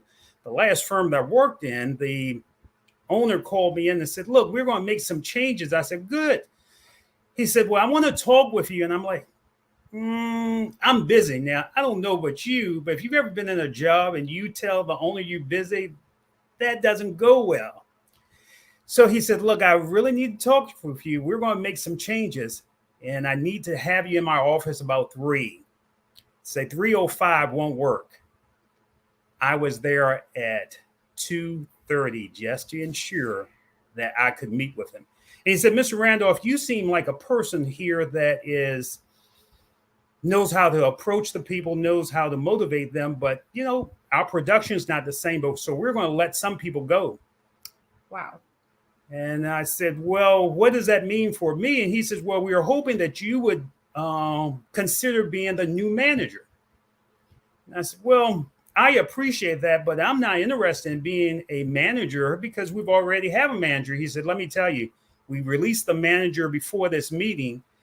And quite frankly, if you're not interested in being the manager, then we don't need you. Wow. Shelley, let me tell you something. Sometimes you've got to think about making a tough decision. You see, I didn't have any management experience. I didn't know I was a good guy that could give insight, give focus, but leading people, that is a different skill set. Ever been there? Yes, absolutely. And I said, well, I'm not sure that's a job for me. He said, young man, you need to think about your answer. And I said, well, look, wait a minute. Let me call my wife and get her perspective. So I said, if you give me about 10 minutes just to have a conversation, I went outside, never forget it. And I called my wife and I said, look, I've been offered the manager's position. She said, you've never managed anything. And I said, yeah. She said, let me tell you something. She said, is anyone around? I said, no. She said, make sure you're in a quiet place that we can talk confidentially. She said, you know, we have bills to pay. We all have bills to pay. She said, I want you to think about this. If you accept that position, then you need to become the best manager that they ever had. You need to be willing to look at yourself and see what you need to learn, what skills you need to enhance, and what you need to be so that you'll keep that job. But let me tell you, and listen real closely, dear, because I love you. If you're not going to do that, don't take that job. Yeah. Sometimes, Shelley, we need people around us. I tell my clients, sometimes you got to find a power partner. What's a power partner? You got to find somebody that tells you not what you want to hear, but tells you what you need to hear in order to move yourself past your limitations. I took that job.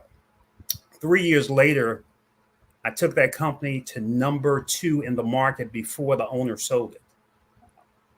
See, that adversity, that thinking small was what was keeping me and holding me back. And my wife's conversation gave me a bigger picture of myself and a perspective of what I needed to take myself and other people to the next level. Here's a question the audience needs to ask.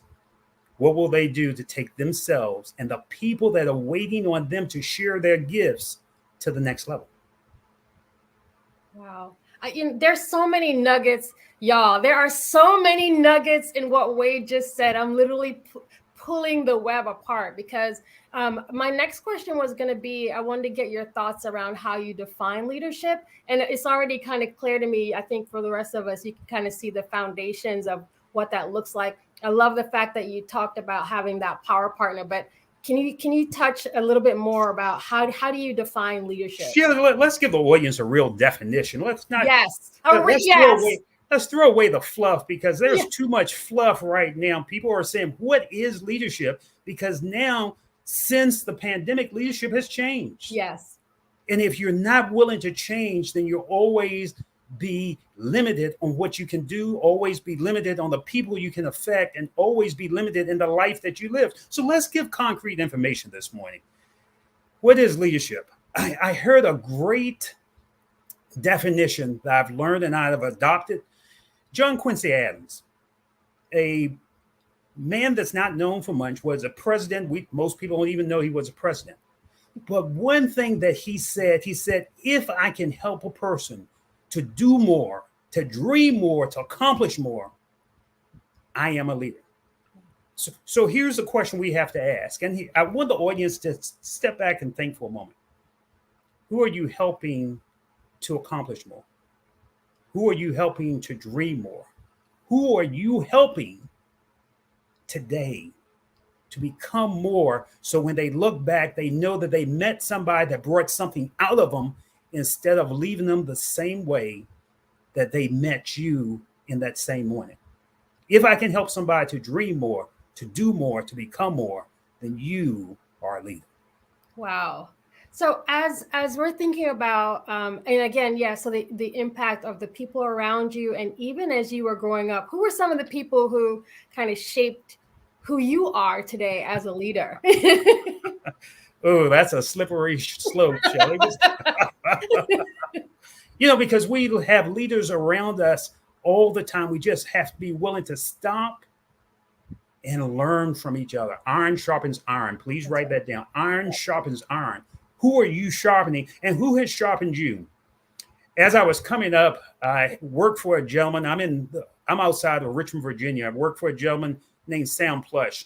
He owned the smallest restaurant in his restaurant was on the smallest block here in the city of Richmond, North 25th and P, called Triangles. And Shelly, sometimes you don't really know who you are and what the value that you bring. That's right. I used to run around with a lot of hard heads when I was young. I'm a project kid. 2112 Red Street, grew up in the projects.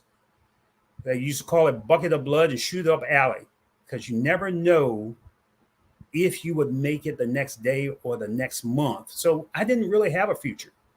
And Mr. Plush had me to work for him, and he used to say, Mosquito, that's what he used to call me, Mosquito. What are you doing today, boy, to grow yourself? And I used to say, Mr. Plush, come on, give me a break. And it's interesting, now that I've gotten older, wiser, maybe a little bolder, they used to call me Mosquito, and I used to wonder, why did they used to call me that?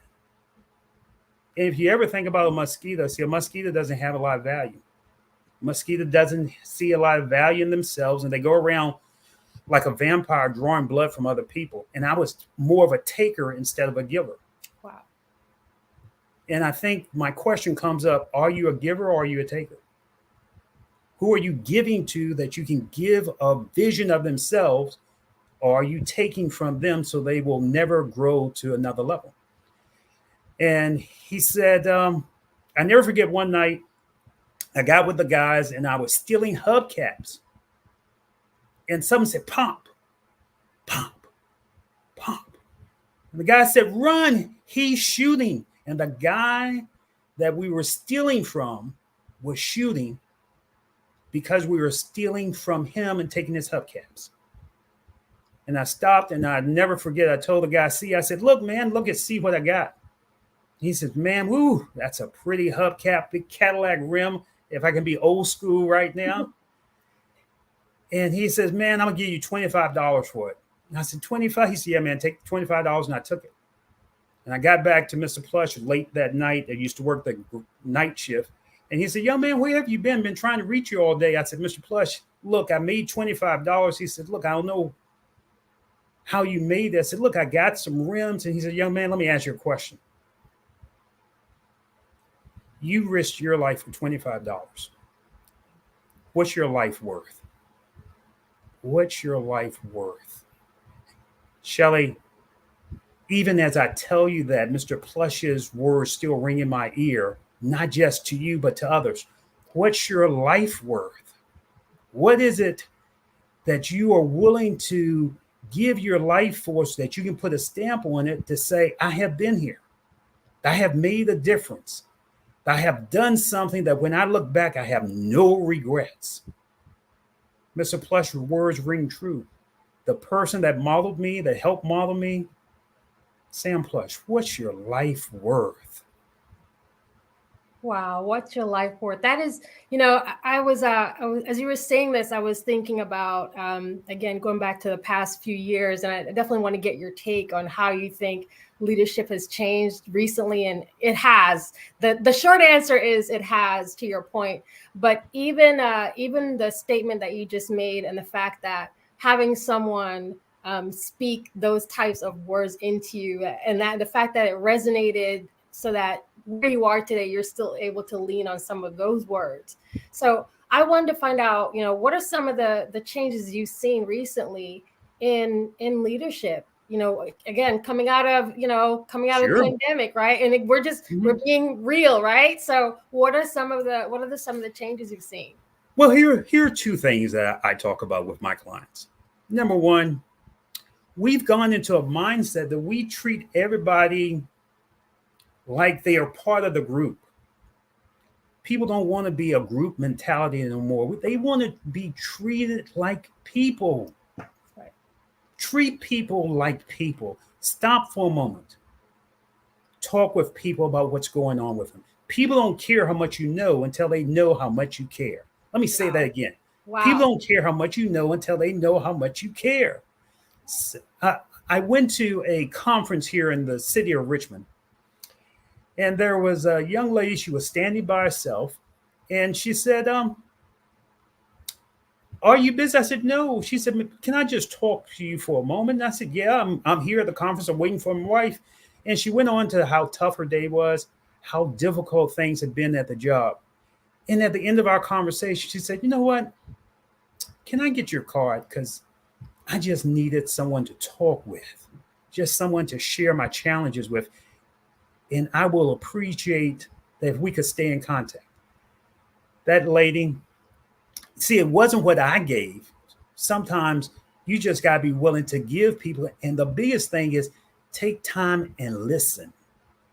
Listen to what people are going through. Listen to what people are challenged and listen to what they are dealing with, because sometimes the greatest value is treat people like they want to be treated, not like what you want to treat. People like they want to be treated. That's what one of the problems are now. People sometimes just need to be sharing what they're going through and who they are. That conversation, she has called me several times, and I never knew that she was the director of one of the Fortune 500 industries in my city. Wow. You just never know who you'll never meet. know. You just never know. Oh wow! So listening skills, listening skills in that situation. Also, I'm hearing themes of. So we use some of these words again over the past 3 years, but here Wade is showing you modeling the actual behavior. So I want y'all to pick up on that as well. He's not just speaking; he's actually doing it, which is something that I look for in leadership skills. So that listening, but also empathy. And being able to just sometimes just giving people the time and the respect as they're, Can we talk about that word? Because that word, Yes. especially you asked me how leadership has changed. Do we respect each other? Do we respect each other? I worked with a gentleman a few years ago at a local hospital. And he brought me in and he said, Wade, I need you to work with my group. And I said, well, why? He says, well, I think they have potential, but I don't have the ability to bring it out of them. And I have to make a tough decision. See, a tough decision in the corporate world is somebody's going to be leaving. Yeah. And I said, well, his name was Ed. I said, Ed, why don't you let him go? He said, Wade, no, because I know that they have potential and I just need to listen to them to see what we can bring out of them. And I said, Ed, what's the real thing that you want out of them? He said, look, they are hard workers. I respect them for being hard workers. See, sometimes it's the respect that we have of the skill that they have. And we just need to help people develop the other skill to bring them to another level. Shelley, in 2 months after working with them, they became the number one group in that hospital. Why? Because he didn't let them go, because he respected their hard work, that he grew, that their deficiencies of teamwork, of working with each other and understanding what they could do, because he respected them from another level. How well do you respect your coworker? How well do you see not the skill that you want to see, but the skill that they have? And how well are you shining them that you can bring them to another level so that they shine as the person that you knew they could be?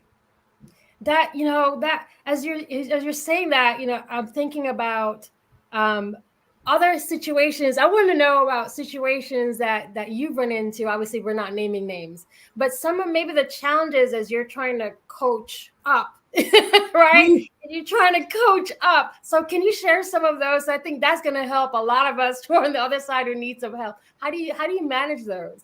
So let's talk about a real situation I'm dealing with right now with a client.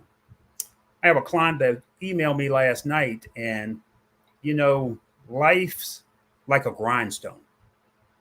Sometimes it will shine you and sometimes it will grind you to your knees. Yeah. And the information that she sent me was, look, my test didn't come out right. The doctor has scheduled surgery for me next month. I've got to take chemo after that. And I really don't know how to deal with this. See, life's tough. But let's be honest, life's tough sometimes. But sometimes you need that voice in your ear that can help you stay sound and find your right mind. My coach, Les Brown, used to say, sometimes I'm going to lose my mind up in here. Sometimes life's going to make you want to lose your mind. And I've got a call for her this morning. And I just want to say a few words to her. We can make it through. You're not alone. That realistically, I want you to listen not to the negative things that people are telling you, that you can't do it, that you can't make it, that you don't know how you're going to make this out. As a man or woman, think if so is he or she. That's right. In a tough time, you got to change your thinking. You got to get around people that says, no, that's not the way I want you to think. I want you to think not about your limitations, but your unlimited ability. I want you to ask yourself, what can I do today to have a good day? What can I do today to help people move forward? What can I do today just to bring a smile to my face? See, here's one thing I want people to write down. And this is what I do with my clients. Questions are the steering wheel of the mind. Wow. Can you say that again? Say that one more time. Questions are the steering wheel of the mind. Wow. You've got to ask yourself a better question in order to move yourself to a better point of taking action. So if you're saying, well, the day's not going to be good, you got to ask yourself, what can I do today at this moment to make the day good? You've got to ask yourself, what can I do to make myself feel empowered right now? So the question that I always like to ask is, at this moment, at this point that you're listening to Shelley and Wade, who are you being? Who are you being that you're showing the best in you? Who are you being when you go into the office? Are you going to be the same old worker you came in yesterday, or could you be a better person? And what's the question you need to ask yourself? Who are you being, so that realistically you can say, who do I need to be to pick up the phone and talk to somebody that I haven't talked to in a long time and bring a smile to their face? Who are you being? Questions are the steering wheel of the mind. Wow. And when you're thinking about leadership, and again, for those who are not in, and another thing, again, so this is my hour with Wade, so just bear with me, because while I have him, I've got lots of questions, okay? And a lot of us have these same questions. But when we're talking about leadership skills and leaders and leadership in general, the distinction that a lot of people tend to make is that when we're talking about leaders, you naturally meet an executive. And I think that is where a lot of us trip up. It's not about the job title. We're talking about the qualities and the skills. And I think when you hit on the point about respect and the example that you gave about that leader who had to learn, or that organization had to learn how just basic respect of the task-driven force, sure. Right? Can you talk a little bit about even that distinction that, again, a lot of us make that distinction, well, I don't have the right job title, so I'm not a leader, versus, it really doesn't matter what job title. You could be a janitor and be a leader. You could be an analyst and be a leader. You can be an exec and be a leader. Can you touch a little bit on that? Sure. Sometimes we need to throw the titles away. Yeah. Titles is what limit us and limit our thinking and our ability to help each other. In one of my businesses, my wife and I run a real estate business. And I often walk in and I will see attorneys and I will say, good morning, let me introduce myself. I'm Wade Randolph. And the attorney said, well, I'm Attorney Johnson. And I'm like, no, that's not. You see, he wears that title, and that title is the limit because he doesn't know how to approach people just like a normal person. Wow. And sometimes the title that we wear, Executive Johnson, Executive Wilson, manager, whatever, here's the question that we have to ask. What if you lost that position? That's right. Who will you be? So can we go a little bit deeper, Shelley? Oh, yeah. Oh, yeah. See, I've been burned out to the clothes on my back. I lost everything. Even lost the job. They told me, no, if you can't make it here, you no need to come back. And because I didn't have a place to stay, I lost my job too. But see, here's the thing that's very important. Who are you behind your words? See, if you lost everything today, how will you show up?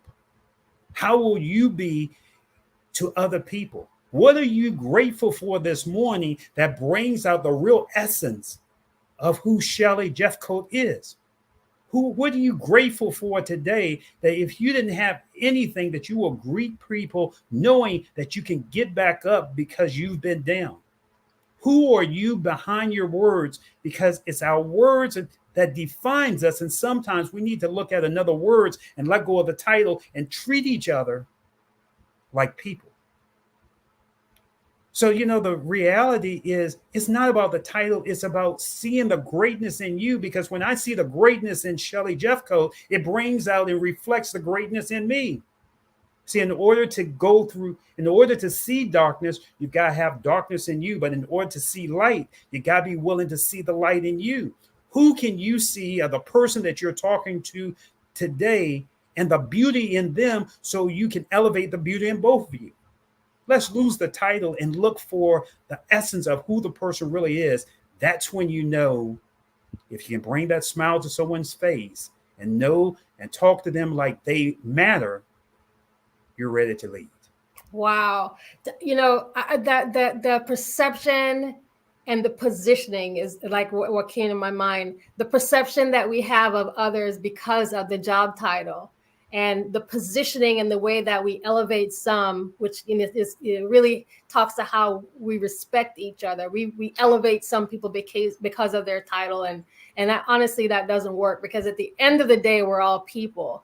And so I want to find out from you, like, what are some of the unsuccessful stories, or what makes a terrible leader?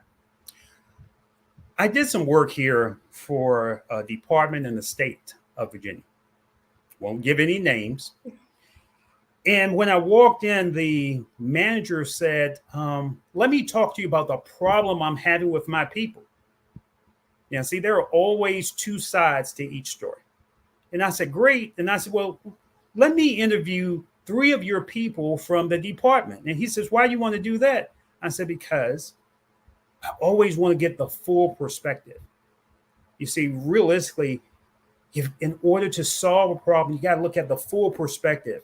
What's the problem? What's the solution? And what's in between? Most people don't want to address what's in between. Yeah. When I talked with his people, they said, I hate him.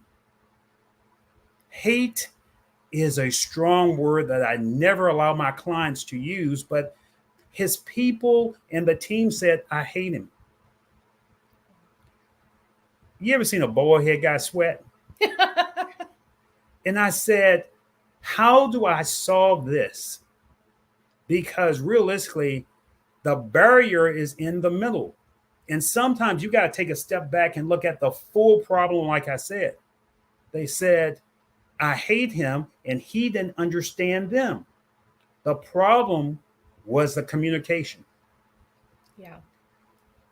I think it was George Foreman says that sometimes you're like a blind man and you're waiting for somebody to lead you back to your real essence of who you are. And both people were so entrenched in their position. I was the linchpin that needed to help lead them back to what they could be so they could communicate. How are you communicating with the people around you? How are you listening at a deep level, not just at a surface level? How are you listening at a deep level to each other? Or are you listening at all? See, a lot of people like to talk, but the one real skill is we got to listen, but write this down, listen at a deep level.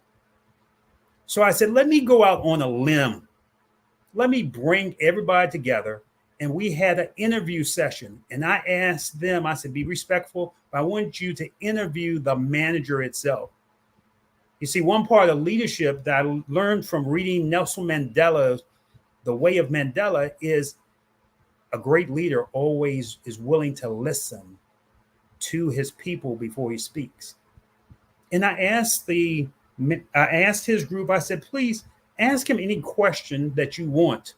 And Shelley, I was sweating all the way. You see, sometimes you don't know the answer, but sometimes you got to walk by faith and not by sight. Sometimes you won't know the answer. And realistically, I had them to interview him. And he said, look, I only want to bring out the best in you. That's why I'm so difficult. That's why I'm so hard on you. I know that you got the talent. I just want to bring out the best in all of you. When he said that, the whole dynamic change. Sometimes we got to listen and learn from each other so we move together to another level. Wow, this was so powerful, Sydney. I think this is the best, and I've been on many shows, many speakers, but I think this has been the best leadership discussion I've heard in quite some time. So thank you so much, and especially for sharing your personal story and all of the examples that you gave that we could really use in real life. Thank you so much for giving us your time. No, thank you for being here. Well, Glad I gave some value. For both of you, thank you very much. Shelley, you for leading the conversation and helping to provide a platform for Wade to bring it out, but Wade, you for bringing it out and sharing it with the folks. And I'm going to tell you, anybody who was tuned in who isn't ready to walk through a wall right now, right, either wasn't listening or is deaf. So, one of those two things. So it was really great information, great advice, great counseling, and really appreciate your time, your energies, your efforts. So with that, I will say to both, genius is common, and I'll see you on the other side. Thank you. Have a great morning. Bye.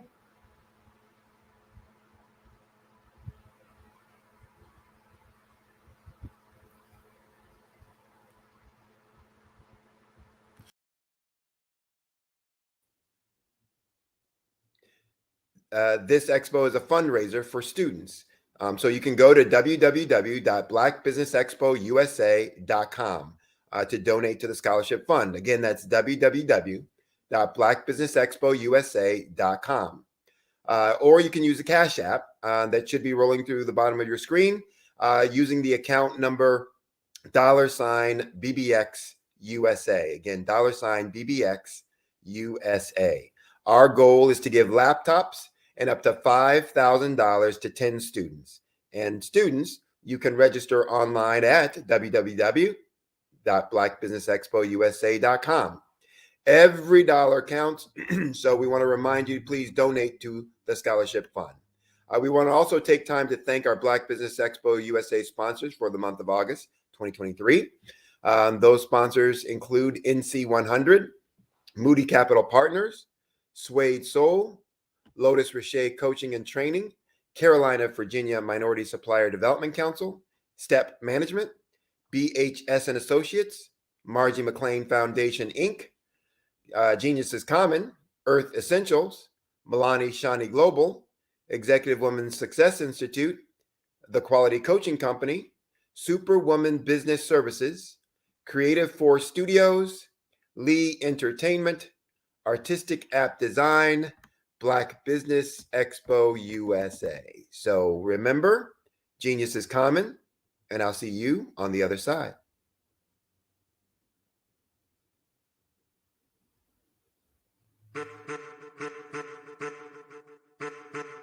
I am a child of the Most High God. He has gifted me in ways that I could not even imagine and didn't know.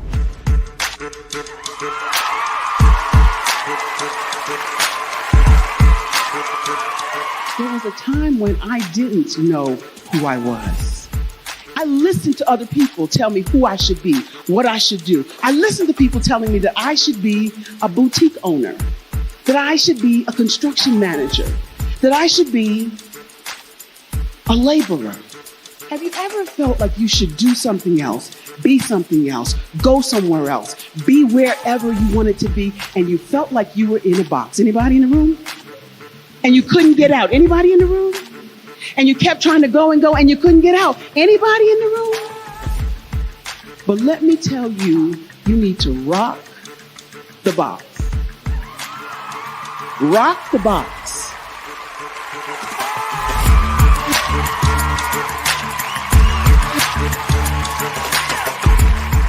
I am engaging, inspiring, and empowering.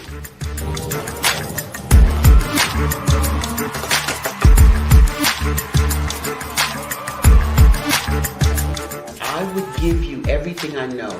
Just by touching you, if I could, by osmosis, give you every single thing I've learned, I've gone through, I know I would. We know that's not possible, but as it is possible, I love to share information with people. Some of you out there, people have told you that you can't be, you can't have, you can't do. But I will tell you, like Kingston said, you can, you must, and you will. If it's to be, it's going to be me. You got to say it. If it's to be, it's going to be. If it's to be, it's going to be. If it's to be, it's going to be.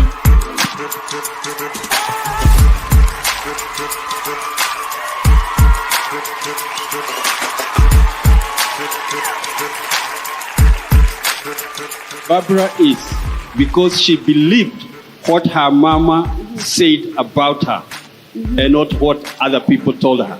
Every day you wake up, when you're in a situation, it's your choice whether it's an advantage or the disadvantage. She gained her confidence and her life, and now she is a testimony.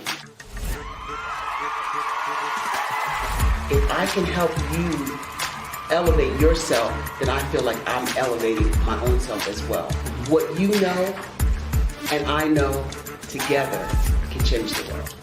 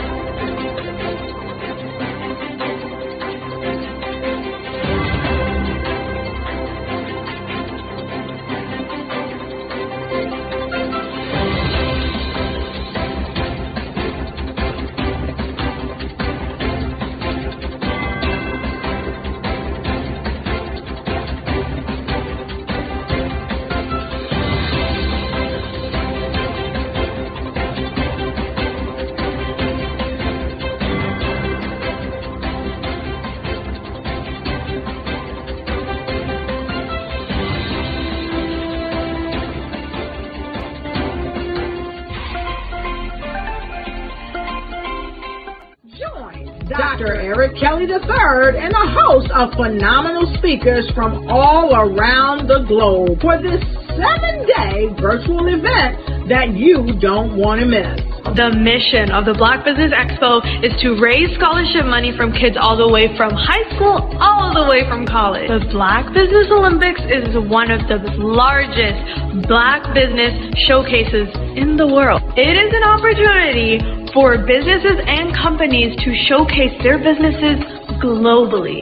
We are going to be giving away laptops up to $5,000 away to students. Again, I'm Olivia Appleberry, the founder of 2 Cents Finance and one of the speakers for the expo. I am so excited to see you there. For more info, go to www.blackbusinessexpousa.com or call 919-308-9090 and hope to see you there. I am Black Business. From the moment I wake until the time I sleep. Yes, I am Black Business. I am Black Business. Tell me, are you Black Business? I am Black Business. Do you support Black businesses? Listen, I support Black business because I am Black Business. Black Business Expo, one of the largest business showcases in the history of Black business in the world. The world! Sign up today at www.blackbusinessexpousa.com or call 919-308-9090. I am Black Business. I am Black Business. From the moment I wake until the time I sleep, I am Black Business. I am Black Business. Are you Black Business? I am Black Business. Do you support Black businesses? I support Black business because I am Black Business. Black Business Expo, one of the largest business showcases in the history of Black America in North Carolina. Join Dr. Eric Kelly III and a host of phenomenal speakers from all around the globe for this 7-day virtual event that you don't want to miss. The mission of the Black Business Expo is to raise scholarship money from kids all the way from high school, all the way from college. The Black Business Olympics is one of the largest Black business showcases in the world. It is an opportunity for businesses and companies to showcase their businesses globally. We are going to be giving away laptops up to $5,000 away to students. Again, I'm Olivia Appleberry, the founder of 2 Cents Finance and one of the speakers for the expo. I am so excited to see you there. For more info, go to www.blackbusinessexpousa.com or call 919-308-9090 and hope to see you there. I am Black Business. From the moment I wake until the time I sleep. Yes, I am Black Business. I am Black Business. Tell me, are you Black Business? I am Black Business. Do you support Black businesses? Listen, I support Black business because I am Black Business. Black Business Expo, one of the largest business showcases in the history of Black business in the world.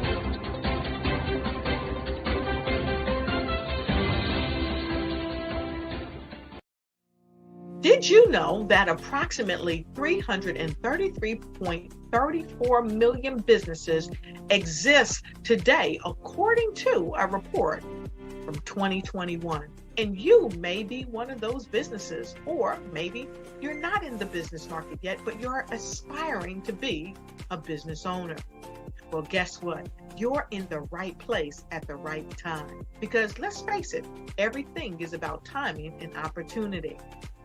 Hi, my name is Dr. Lotus Richey, and I'm the CEO and founder of the Lotus Richey Coaching and Consulting LLC, along with the Lotus Richey Ignite Show. 15 minutes of success with Dr. Lotus Richey, as well as books to boom your business and bring who you are. And today, I want to bring this amazing message to you about the Black Business Network and the Black Business Olympics. See, the Black Business Network and the Black Business Olympics is designed to help people just like you, that's right, that look like me, to take their business to the next level. Not just in your front yard or your backyard, but globally. The Black Business Network and Black Business Olympics is designed not to just help you survive, but to help you thrive. So join us today as we come together with businesses all around the world to support our students, our children, our young teens, our young entrepreneurs. What we do is we come together to help raise funds for students who are aspiring to be business entrepreneurs, who are aspiring and who are thriving in college. We endow them with a wonderful opportunity to gain scholarship of either a laptop or several thousands of dollars. And we invite you to help be a contributor to this amazing opportunity to help someone that looks just like you.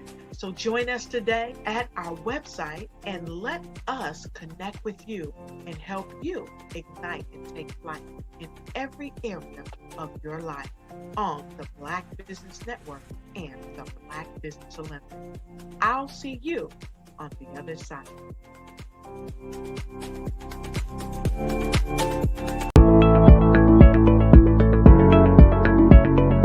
Prepare for what's coming and dominate in economic winter.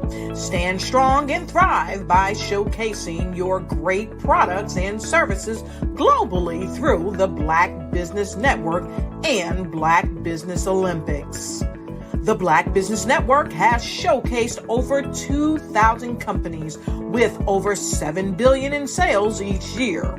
Over 10 million attendees have viewed the rebroadcast each month. Through the Black Business Olympics, Unique styles of business training and mentoring are turning students into business owners and entrepreneurial warriors who will dominate in any economy. Gain the ultimate advantage of the Black Business Olympics, 7 days of unbelievable topics and speakers speaking around the globe.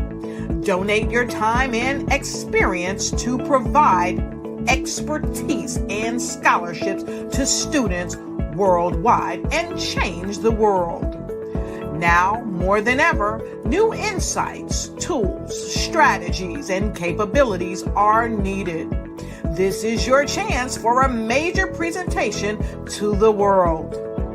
Fill out the form and join the more than 2,000 speakers who have presented to over 200 countries.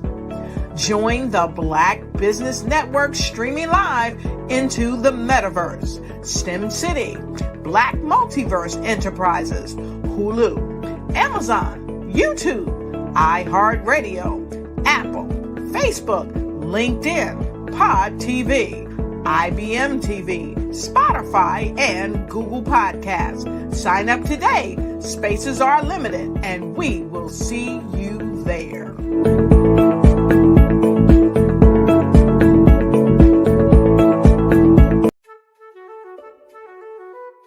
This is Dr. Arnold T. Petsworth. He's the owner of Petsworth Vet World, a veterinary clinic in Hopton, Connecticut. His patients include dog, cat, frog, fish, Goldie? dog, and this alpaca. Due to doctor-patient confidentiality, we can't tell you their names. Business at Vet World was steady, and then quarantine hit. Neighbors brought new four-legged friends into their homes. Bunnies. Bunnies everywhere. Dr. Petsworth welcomed these new patients with open arms. The only problem? There were more appointments than he could manage. That's when Dr. Petsworth turned to his American Express business card, which offers spending potential that's built for his changing business needs. He decided to hire a new assistant, Julio, and with spending power built for business purchases, he used his card to furnish a new exam room. Together, Dr. Petsworth, Julio, and American Express Business made sure all the pets of Hopton got the love and care they deserve. And everyone was happy. Get the card built for business by American Express.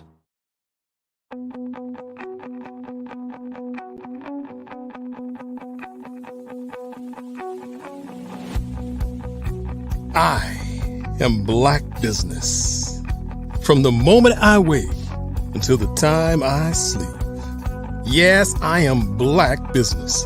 I am Black Business.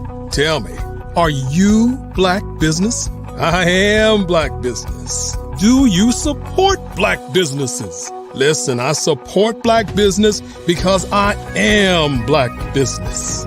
Black Business Expo, one of the largest business showcases in the history of Black business in the world. The world! Sign up today at www.blackbusinessexpousa.com or call 919-308-9090. I am Black Business.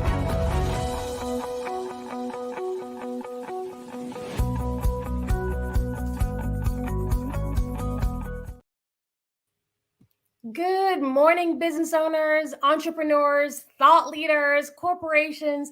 Welcome back to this episode. I'm so excited to join you. I am Shelly Jeffcoat. I'm also known as Mrs. Pie and CEO of LCM Group. I am your business moderator for this morning on the Black Business Network. And so you know, the Black Business Network is a 24-hour business network showcasing Black businesses, business owners, entrepreneurs, and thought leaders worldwide. We have speakers from all across the world: London, Singapore, Africa, Japan, and cities all over the United States. This is a global community sharing its business knowledge to empower, inspire, and educate businesses about businesses. By the way, we are raising funds for a scholarship, so please make sure you check out the website to learn more about that. Now, I want to tell you about the next guest that we have joining. I am so excited to host a conversation and a fireside chat with none other than Jerry Roebuck, who's been an entrepreneur since the age of 11. I'm going to spend a couple of minutes just to make sure that you know who we're talking to, because this gentleman is a phenomenal individual in business. He actually conceived the biggest event in the history of Black America, the Black Expo, that ran through 14 cities. He's worked with many Fortune 500 companies on event marketing, advertising, and social issues, including some I just want to call out: Pepsi-Cola, Geico, Philip Morris, names that you know, AT&T, Coca-Cola, Chemical Bank, and BET. He partnered with Russell Simmons' college classmates to be one of the pioneers in creating the world's biggest global music, hip hop, straight out of undergraduate school. Mr. Roebuck is also credited with the strategic and financial growth of TV's Tony Brown Journal. Many of us are very familiar with the longest running program in PBS history as its advertising representative and media consultant. This was an outgrowth of his ability to secure new sponsors like Toyota and Walmart and Texaco and others. And this infused the PBS program with millions of dollars in additional gross income. I also want you to know that he's been a consultant to many urban radio stations in over the 20 markets across the United States. He's a well-recognized educator and community servant who worked in the Harlem community for over 40 years in business and in education. And upon his retirement, he was recognized by the entire New York City Council for his dedicated service to New York City. Mr. Roebuck presently lives and works in Florida and New York City, and I'm so honored to have him join our program today. So I'm going to be leading a fireside chat with Jerry Roebuck, and then we'll get to meet him and hear more about all of his great accomplishments. Well, that was a great introduction. Thank you very much. Thank you very much. I'm glad to be here to be able to share my story with the listeners, viewers, and it's always important, I think, to share the experiences that one has, because you never know who you inspire. That meant a lot to me in my years in education, working with young people, and even today, many years later, I hear from many of my former students about maybe a conversation I had with them, an interaction that I had with them, a book that I asked them to read, and how that one little instant inspired them to make a decision in their life, 10 years out of high school, 5 years out of college, whatever, that has made them the person they are today. So I really always enjoy sharing my story, but also just experiences that I've had with people. I appreciate that. Your journey, and again, for those who are watching us live, and many people are going to be watching us on the replay, I think this is a segment you want to also have your teen entrepreneurs listen to, okay? Because I think you're going to pick up some tips. I wanted to find out, so you started in business at age 11. How did you do that? What propelled you to do that? That's a very young age, and it was a long time ago. I'm not going to give my age away, but let's just say it was over 5 decades ago. But I had moved from living in one location in Harlem, which I'm going to circle back to later. I grew up in Harlem most of my life. This was a house that my grandfather owned on 128th Street between Madison and Park Avenue. The city decided at a time when there was a lot of migration still going on to New York City from African Americans coming from the South to the North, that they were just running out of not only housing, but also space for schools. And so they needed a big middle school in Harlem, in Central Harlem. And it was on the block that they wanted to take over this whole block to build this new school, state-of-the-art school in New York City at the time, which was going to be air conditioned, no windows, etc. So by, what eminent domain is, they declared eminent domain. My grandfather had passed on, but I lived in this property with my parents, and then we had renters in the property as well. So the city made us move. But I also mentioned that at the time Harlem was growing still, and there was a new development that was built on Lenox Avenue called Delano Village. It was a big complex of brand new, you could say they were high rises. But actually, we lived on the highest floor, the 17th floor. So I moved to that area. I was just 10 years old.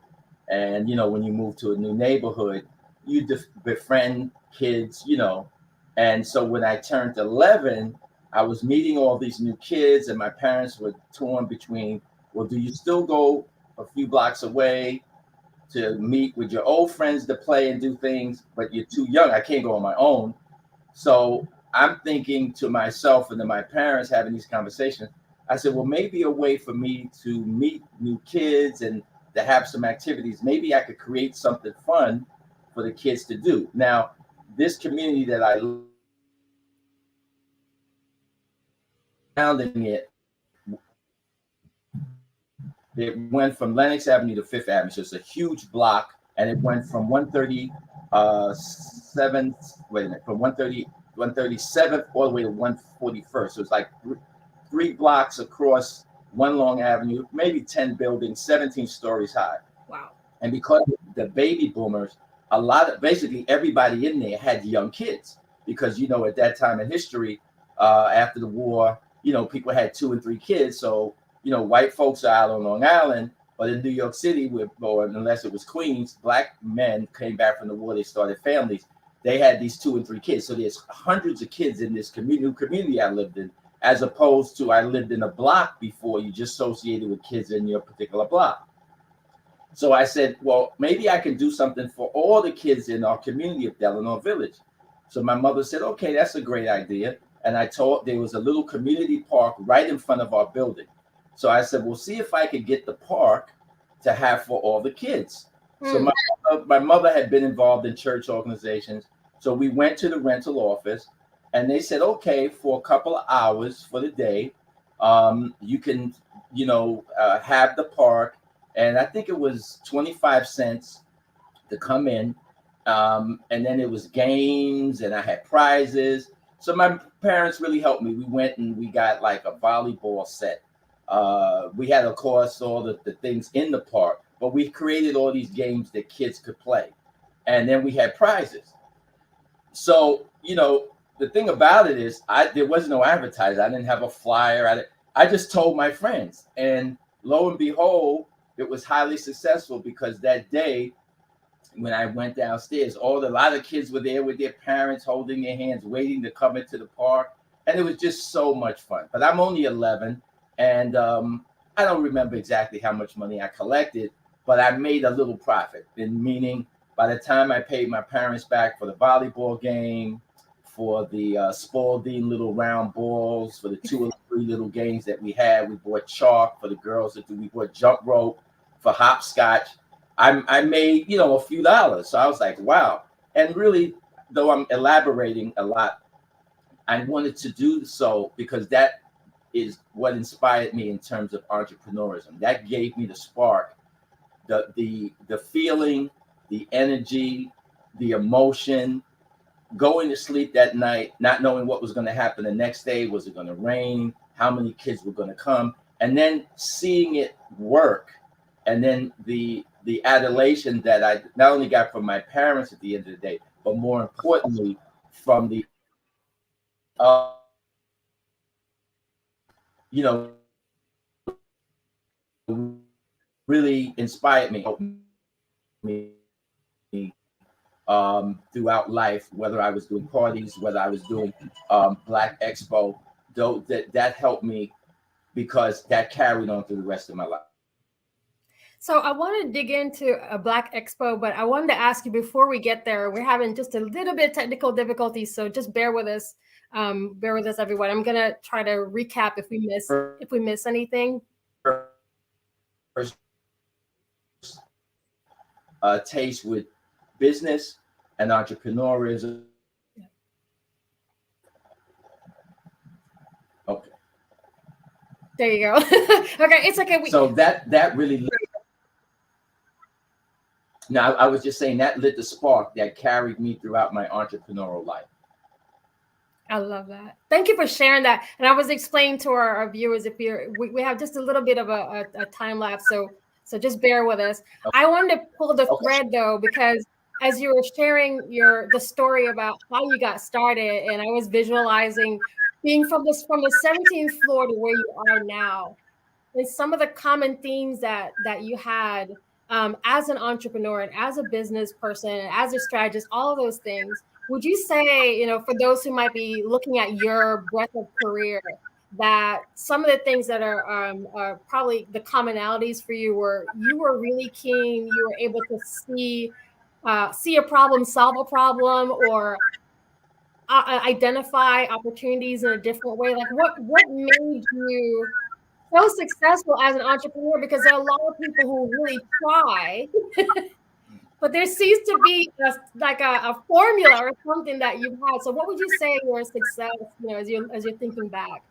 Okay, yeah, I got to think back, because how I thought then is not how I think now, and how I thought then, I wish I had the knowledge that I have now, because I know how much more successful I would have been, and also the access that, which I'm going to end up definitely want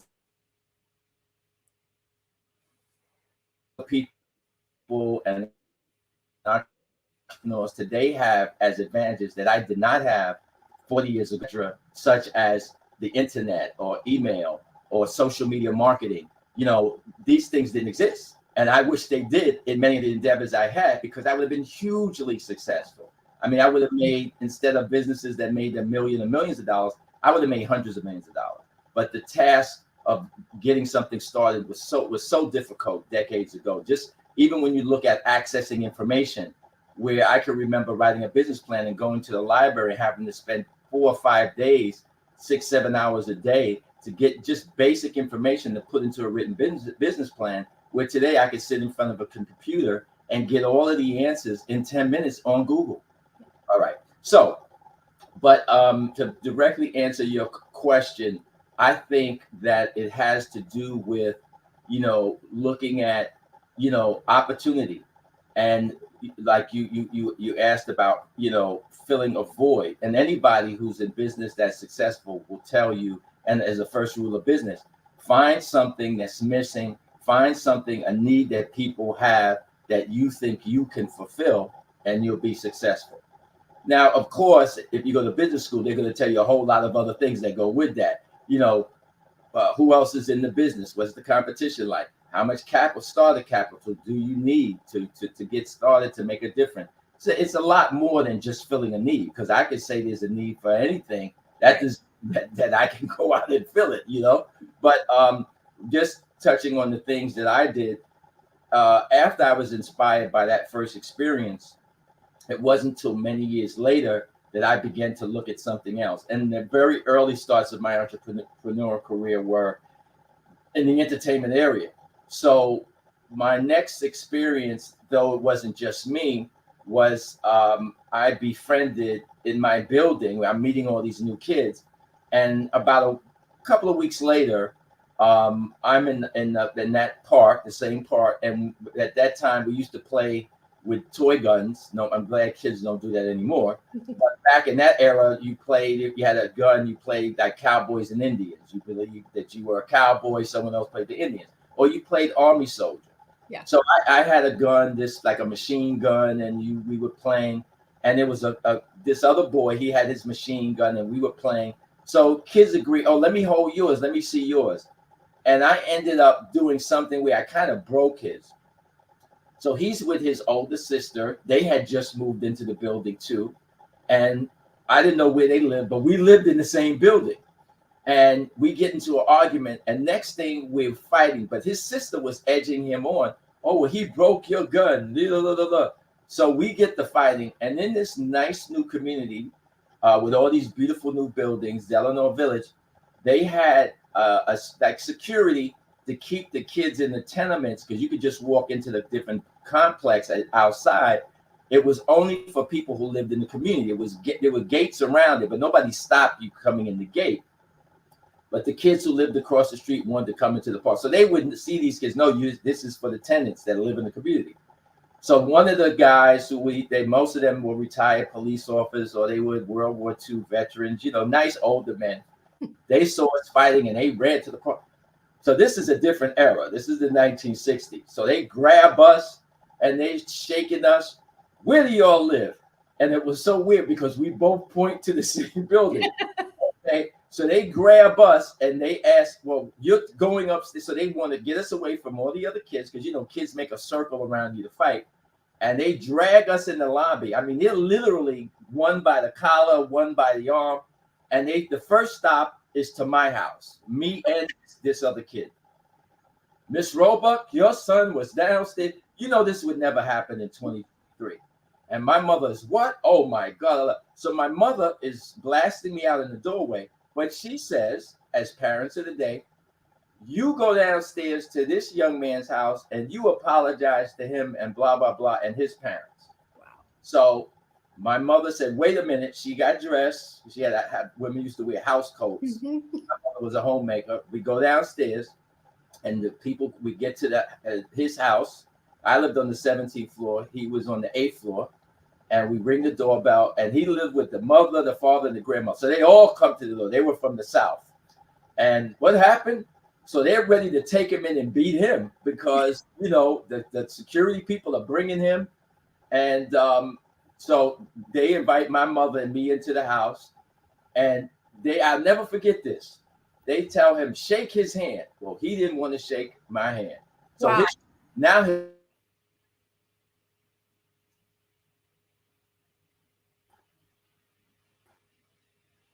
He says, you shake his hands. So then he shook my hand. I was just waiting for the delay to come back. Okay, so now what happens is he shakes my hand, right? But the moral of this story is, to this day, he became my god brother because he went to the old Catholic school that I went to that he had just started at because he lived in a different part of Harlem.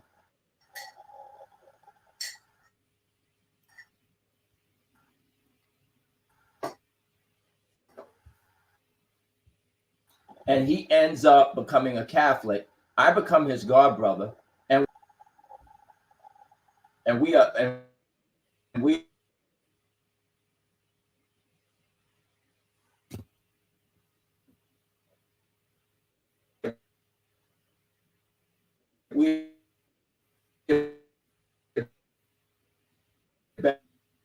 best friends to this day. As a matter of fact, he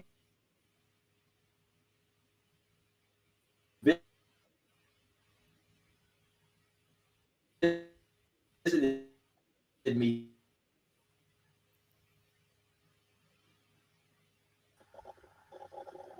Yeah, so I mentioned that because, you know, when you talk about different things that were impactful in life, that sequence was important because his older sister that now becomes my friend, she was involved in the Catholic Youth Organization, which used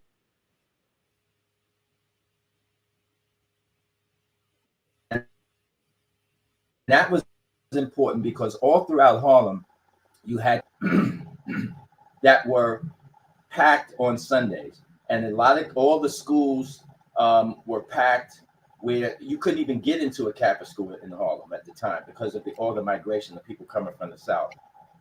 And these dances, the high school kids would have these dances where different kids from Harlem would go to these dances in the church basements. Well, one of these dances, she asked my god brother and me, who's her brother, and now she's my god sister. This is a few years later. I need somebody to work in the coat room. And we're not in high school. We're just grammar school kids.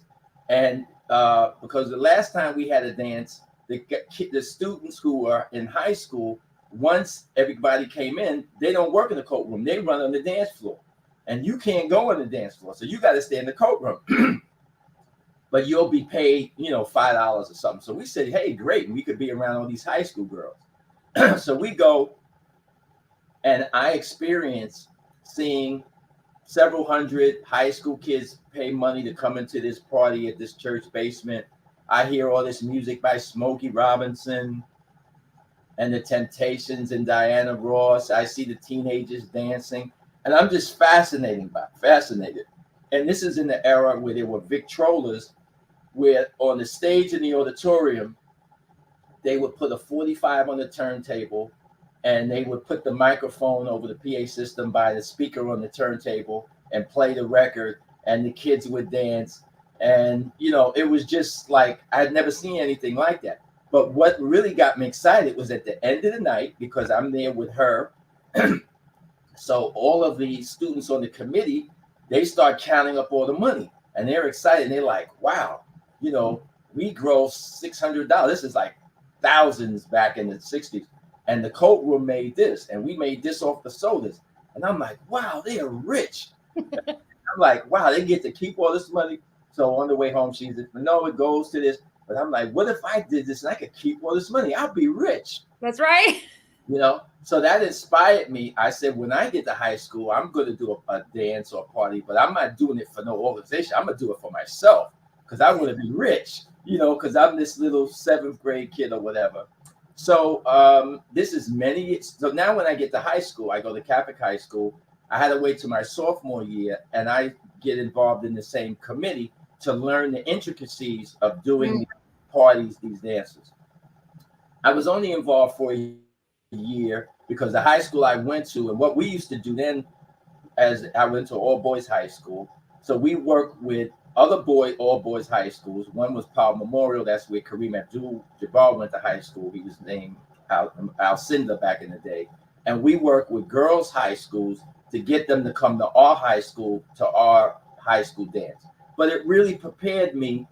And though marketing today is totally different, how to make a flyer, how to go around to the schools and give out flyers, how to talk to people, be it a band that we were going to hire, all the things that I needed to know, which helped me throughout my career in marketing. And people would say to me, well, weren't you scared to go talk to this person? How did you approach this person? Well, I learned that in those early years when my assignment with my high school was to organize everything for our high school dance. Now, we didn't necessarily need security, but I had to hire the band. I had to, you know, make sure that we had students on the front door, students in the coat room, that we had students selling the sodas. I was in charge of putting everything together. And I guess those leadership skills, those organizational skills gave me a lot of confidence so that as I developed my checklist and, you know, I made sure everybody was on their post. It was almost like not only being in the military, but I would say delegating responsibilities to other people. Yeah. So when I get to I did this for a year, and then I didn't do anything in my junior year. When I get to my senior year, now I'm going to fulfill my dream, which is to do my own dance, my own party. So I go and I rent, which I couldn't do it myself, a church basement in Lower Manhattan, which is St. Paul's Church. They have a huge basement that holds like 1,500 people. And unfortunately, when they agreed to rent me the place, but there was one problem. I wasn't 18. I couldn't sign a contract. So I had an older brother, was a police officer. I convinced him. We go down there to the church rectory, and he says, oh, I went to Cardinal Hayes High School, and he shows his, oh, you're a police officer? You're his older, oh, of course, here's the contract. So my brother signs it. Still to this day, I have the tickets that I made up. The name of my party was going to be called, remember Sly and the Family Stone? There was a song they had out, was very popular that year. It's called A Family Affair. And my party was going to be called It's a Family Affair.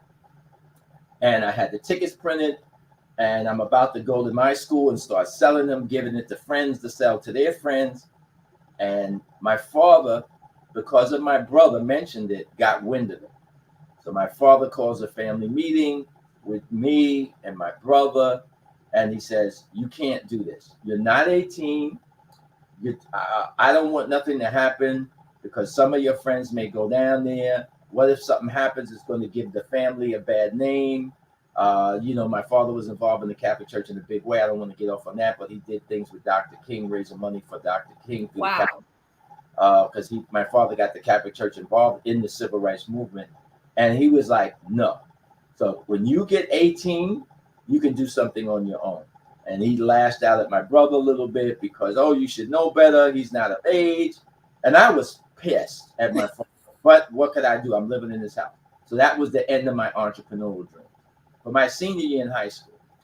But at this time, what I did with my girlfriend, there started to be parties around New York City at, you wouldn't call them clubs, but different places that were like a club. And I started going, and it kept me inspired.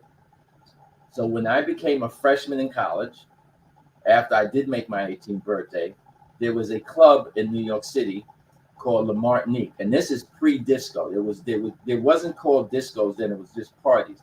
And I went down there, and I talked to the owner, and they looked at me, and they said, "Well, you're kind of young." I said, "Well, I'm 18. I can sign a contract, and I want to do a party for college kids because I had just started college. Now I'm a freshman." And they said, "Okay, but our place is open on the weekend, so we don't rent." I said, "Well, I want to do something the day before a holiday." And they're like, "Well, who's going to come on a weekday to a party?" And I said, "Well, this is only for college kids. And it's election day the next day. There's no school. And also that Monday is Black Solidarity Day." So they're like, "What is Black Solidarity Day?" I said, "Well, it's the day where Black people celebrate. This used to be big in the 70s, our culture, and some people don't go to work, etc." They didn't think I'd be successful. I signed the contract, and I go print up my flyers. My father is supportive of me now. He helps me with certain things. And then I go back to my campus, the City College campus. I start distributing flyers. I didn't sell tickets. And back in that area, you'd have to print up a flyer. And I go to all the organizations on the campus, the girls who were in the Black nursing organization, the Black studies group, to all the guys on the basketball team who were predominantly Black, to the Black and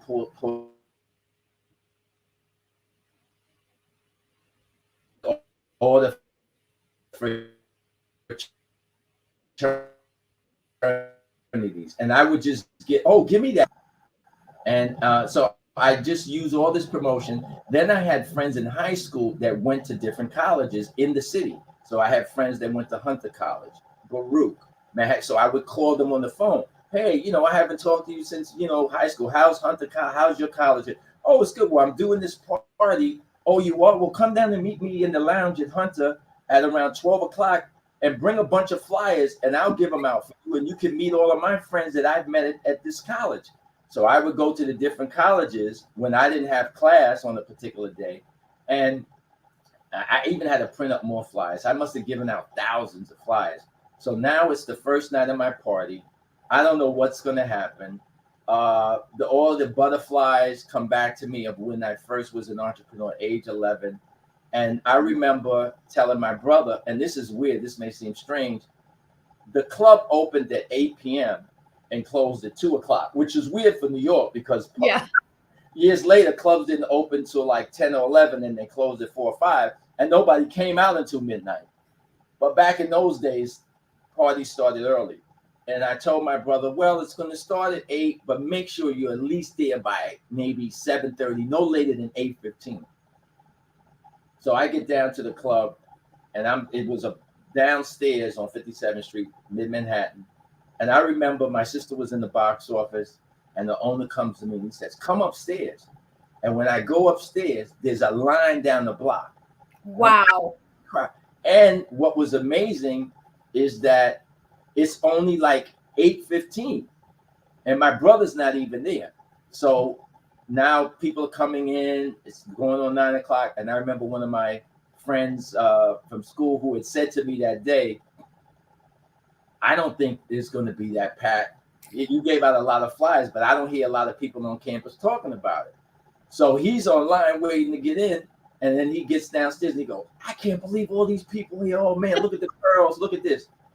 So they actually, by about 9:20, they had to close the doors. There's no more room. Nobody else. Wow. So one of we call them bouncers, he comes down the stairs. He asks for my sister. He says, "Excuse me, there's a guy upstairs. He says he's your brother, and he's your brother's brother. He's supposed to be working here tonight." And it was my brother, the police officer, with another one of his friends. Couldn't even get in. So then he comes down the stairs. He's like, "Oh my God, you did it. You pulled it off." So, that was, a great success. So when I talk about circling back to that first experience as a young person, here's what transpires for me. So now I love doing this party. It was a success. Even later that night, people from my campus, City College, are, wow, this was a great party. There's people I didn't know that went to Hunter College or Brooklyn College that, you know, they were coming in and they're seeing me, oh man, when's your next party? When's your next party? But when I went back to my campus that Wednesday, City College is a big campus. It goes over, I would say, 15 city blocks. And sometimes I had a course at one end of the campus. I'd have to walk to the other end of the campus. So you're talking about maybe a 10-minute walk and then in between classes. And I can remember that day walking from one end of the campus to another and just being stopped by students. Oh man, I was at your party. That was great. When is the next one? I can remember people coming up to me and saying, oh, you're the guy that gave that party. I heard it was great.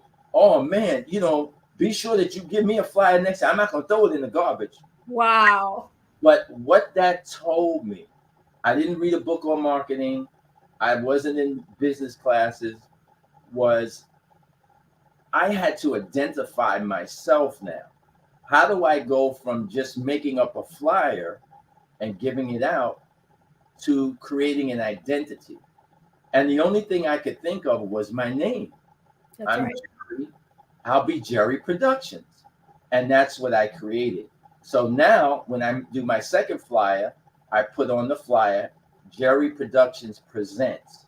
So now when I give my second party, because first one was in November, the next party that I gave was it was the end of semester going into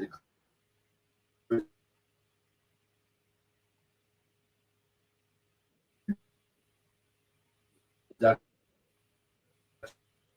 Presents. So now as I'm giving the flyer out, come to my next party, Jerry Productions. And then they would start to tell people on the campus or on the other this is the party, man. This is Jerry Productions. So as I'm hearing this, I said, okay, I'm going to make sure at the party that when people come in, somebody might say, welcome to Jerry Productions. People used to smoke cigarettes then. So I made up matches that when people came in, I had them on the tables, and the matches, when you opened it up, it said Jerry Productions. I had business cards made that said Jerry Productions. At certain times in the party, the guy would get on the microphone. This is before rap music. And he would say, you're at a Jerry Productions. And at the end of the night, when people were online, guy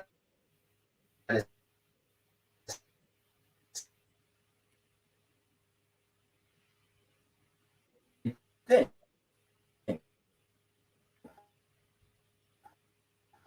To say over and over again, thanks for coming. Thanks for coming to a Jerry Productions, or you partied with Jerry Productions tonight. Yeah. And so the next thing was, I said, I have to, when I do,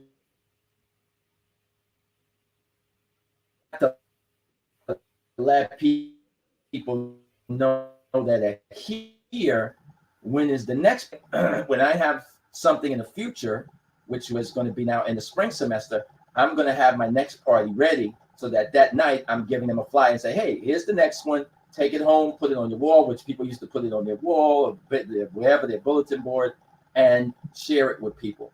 And then also with that, by that second party, back then, this is going to seem really strange, we used to have what's called a mailing list. So people would come in, I'd have a card, and they would put down their physical address.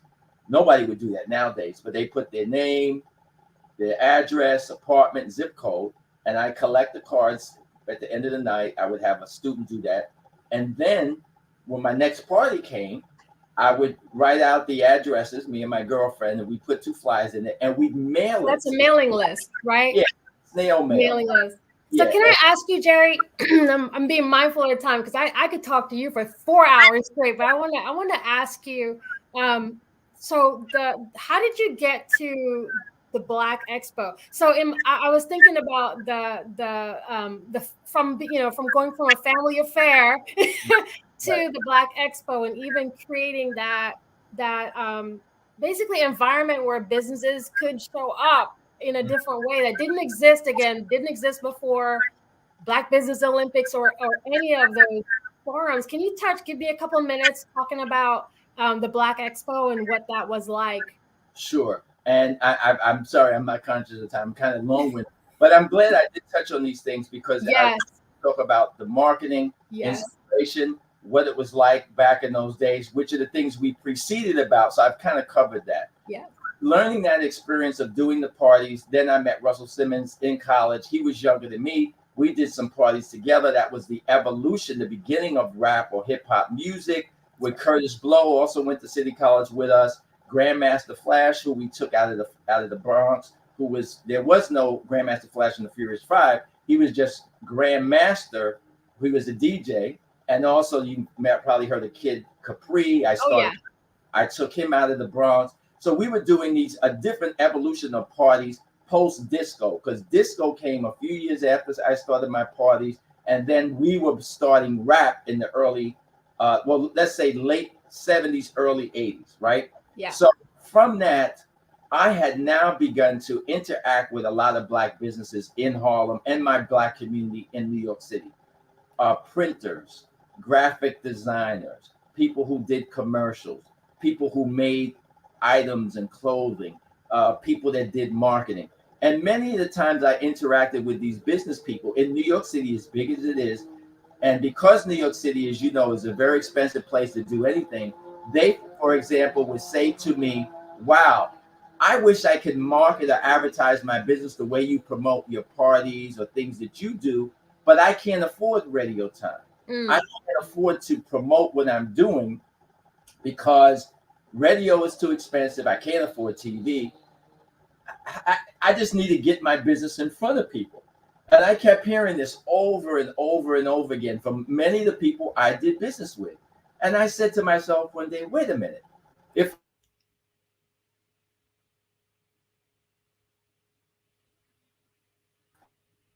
in front of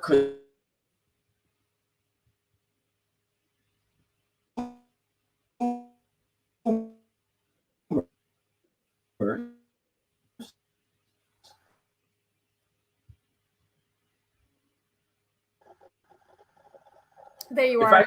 If I could find a way to put them in front of thousands of people, I didn't know eventually it'd be tens of thousands in front of a few 13 cities though, right? Actually 16. It was well, the most I did was 16 in 1 year, but I did it in a total of 20 cities throughout the United States throughout the length of the expo. So if I said I can put these businesses in front of people, then I'm accomplishing something for myself in it. So my entrepreneurial brain goes off. How could I make money? Or it's the checklist. How do I make money? Where is this going to be? Can it be profitable? What other partners can I bring in? How do I make this happen? Has anybody ever done this before? Were they successful? What it was a failure? So I go through all of the study of all of this, and I find a venue. By luck, one day I'm downtown. I ran into a guy that worked at a radio station that I helped market that radio station when they switched from being a rock station to a Black station. And they just called me one day. This is just a quick story. And they said, we're changing our format from rock to playing Black music. And we hear your commercials on WBLS with Frankie Crocker, the Black station.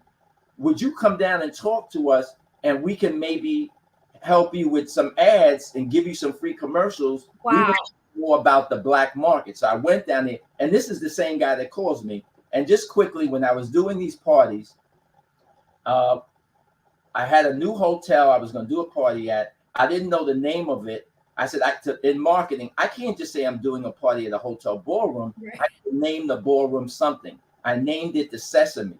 And the program director comes in. It's going to be the first party. And he says, that's a great idea. He said, Kool and the Gang has this new record. And it starts out Open Sesame. Wow. We'll create a commercial. And at the beginning of the commercial, since you're going to open this new club in the hotel, and it'll say Open Sesame. So now the commercial comes on.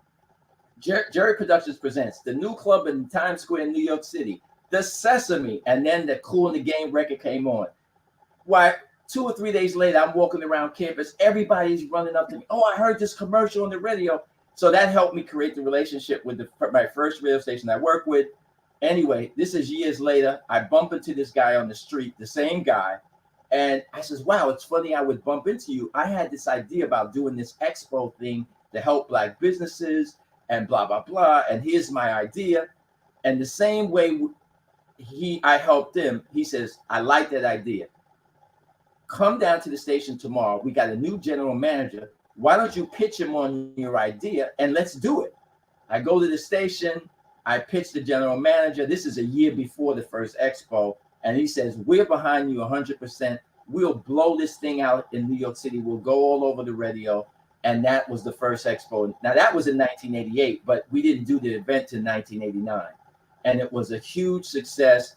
And once again, the pitfalls the night before are, I sold all the booth space out, but I don't know if people are going to come because people in New York City, they didn't know anything about no Black Expo, but I got a big audience to draw from. And I wake up that April morning, it's April 11th, and I look out of my window and it's snowing in April. Wow. And I was like, oh no, of all days, it's going to be a failure. It's snowing in April. Nobody's going to come now. So I go down to the venue. Luckily, by, I would say, 10, 11 o'clock, it stopped snowing, so it was a dusting. But still, the snow in April is bad. But people came out, and that Sunday was sunny, it was beautiful, and it was jam-packed. And I had the same experience with the expo that I did with parties. At the end of the expo, the exhibitors were coming up to me. Oh, this is great. When is it next year? Oh, well, I heard about this expo. I'm from Philadelphia. You need to bring this to Philadelphia. Oh, you know, I called my cousin on the phone and he has a business in Atlanta. And I was telling him about this thing. You should do this in Atlanta. So all of that inspired me. And of course, the way my brain worked, I would say within 48 hours after I rested, I was like, I could actually do this in other places. And 2 weeks later, I was on a plane to Atlanta to meet with some people I knew there to plan on taking it to Atlanta. One of the people who worked at the radio station at the time in New York, who was the promotions guy, he was recruited to go to a station in Philadelphia. So he called me and said, hey, I'm not at KISS anymore. I'm at Power 99 in Philadelphia. I want to set up a meeting for you to come down here to set it up. Then I knew some people at DC, and they said, oh, man, I heard that you did this expo in New York. I know the guy that just bought the radio station here in DC, and he's actually from New York. I can set up a meeting with him if you want to come down to DC. And so that's how I went from one city to 4 in 1990. So the second year I did New York, Philadelphia, Washington, and Atlanta. Wow. I'm mindful of the time, and I don't want us to get kicked off before I ask you this question. So we have a lot of entrepreneurs and small, medium business, large business. We have a lot of folks who are watching and definitely learning. I think this is a masterclass in just being a business owner and kind of following your vision and executing on it. And I wonder if you had any encouragement for those who are maybe they're new to business. But just any encouragement or motivation or a word of advice that you'd be willing to share with us.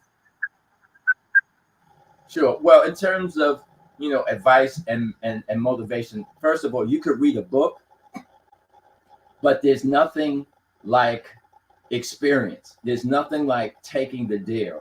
So if you want to do something as an entrepreneur, I would say, number one, get your feet wet, but do it on a small scale.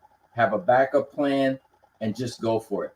If you make a mistake, it's okay. People learn by their mistakes, and there's nothing wrong with falling down as long as you get back up. And, as anybody starting a business, whether you read a book or you just heard it, most businesses within a 5-year period, they fail. It's over 90+%. But it doesn't mean that your idea wasn't a good idea. It doesn't mean that you should give up on being an entrepreneur. So whether you have a job or you go back to working on a job, you can do your business at night. You could do it on the weekends. No matter what it is that you want to do, get your feet wet, jump in. There's nothing wrong. I've done a lot of things in my business career I've made a lot of money. I've lost a lot of money. I've had to shut businesses down. But because I took the opportunity that was presented to me, I was successful. Now, unfortunately, I don't know if I'm getting here in closing. Excuse Oh me. no, I've just checked. We have time. Keep it coming. So, I went from doing parties, promotions, Black Expo. I had one of the first Black credit card companies, the Black Expo credit card with Key Bank. I had my own decorating company where I was doing my own shows and did a few other shows at convention centers for some other organizations. I was involved in the apparel business, doing uniforms for schools. I did, as you mentioned, some marketing for PBS. Well, actually, it was Tony Brown's Journal TV show. So Tony Brown did the expo for me around the country. He was one of my speakers, along with Dick Gregory and many other people. And oddly enough, during my peak years at Black Expo, I could not help him directly because though Black Expo was originally sponsored by Pepsi, I switched to Coca-Cola. And Tony's Brown's Journal was sponsored by Pepsi. Yeah. So he could do the expo, we could be friends, but we kind of couldn't do business together. But eventually, he did ask me to help him once his relationship with Pepsi was winding down. And I was able to successfully keep his show on the air and take him from having just one underwriter, which was Pepsi, to having ONDCP, which is the National Office of Drug Control Policy out of the White House, as an underwriter, Walmart, Toyota, and get him 3 sponsors of his TV show, which helped him upgrade Tony Brown's Journal TV show and keep his show on the air for a very long period of time. So I'm very proud of that. Now, the other thing I just want to mention, which is key to entrepreneurism, and I'm not going to say that these are failures, but these were shortcomings that I had of myself. And I did talk earlier about what I know now as opposed to what I wish I would have known 30 years ago or 25 years ago. And these are missed opportunities. Okay. Being in the seat at Black Expo, fortunately, but yet unfortunately, there were opportunities that came my way that I should have taken advantage of. But of course, I'm trying to run Expo in all these different cities. I had my office, I moved to Atlanta. I had my office there 4 blocks from Coca-Cola. I still had an office in New York where I started my decorating company. I had a warehouse and an office there. So I had a lot going on. I had a lot of employees. I'm producing 16 events at the same time, trying to get my credit card company off of the ground. I told you I started my decorating company. Then I started doing festivals in the Bahamas. So I'm doing events in another country. Wow. Oh, and for example, my first event in the Bahamas, I'm going to tell you what my lineup was. Imagine doing a show like this. I had Frankie Beverly and Mays, Cool in the Game, the Ohio Players, Bobby Humphrey, wow, Kurt Franklin, Steve Harvey is the host, along with Jonathan Butler and I'm forgetting her name. There was one other artist that I had. So I'm doing things like that on a big scale as well. And then I'm involved with Kurt Franklin because I launched his career. There's a lot of other things that I was doing, helping people and helping other entrepreneurs be successful. But as an example, an opportunity came to me to buy, I don't know if you remember a magazine called Emerge Magazine. I do, yes. Yes. So Emerge was started by a business, a Black entrepreneur, and his partner at the time that was a wealthy doctor. And they weren't being successful. They weren't making money. A guy who ended up being my sales manager worked for Emerge. So Bob Johnson from BET, when Emerge is not making money, they're running out of money. Time Warner gets involved for a minute, but Time Warner is losing money. So Bob Johnson buys it. And when he buys it, he's going to move the magazine to DC. So this individual who is my friend, he was exhibiting at Black Expo. He says, I'm not going to move to no DC, because I live. So I said, well, come work for me. Bob Johnson buys the magazine, but after a year and a half, he's focused on BET. I get a call one day. They sent me a spec. They said, would you like to buy Emerge magazine? So I said, okay, send me the information. Now I got the information, but the timing was bad because I was getting ready to move to Atlanta with my business. I had the package. I'm looking over the financials, and I called this investment bank at the time, and I said, well, I'm a little interested, and what's making it inspire me to maybe do this is because the guy who works for me was doing sales for Emerge magazine. So I think I could make this work.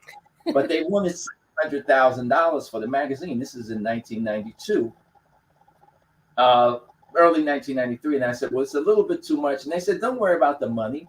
We'll get the financing for you.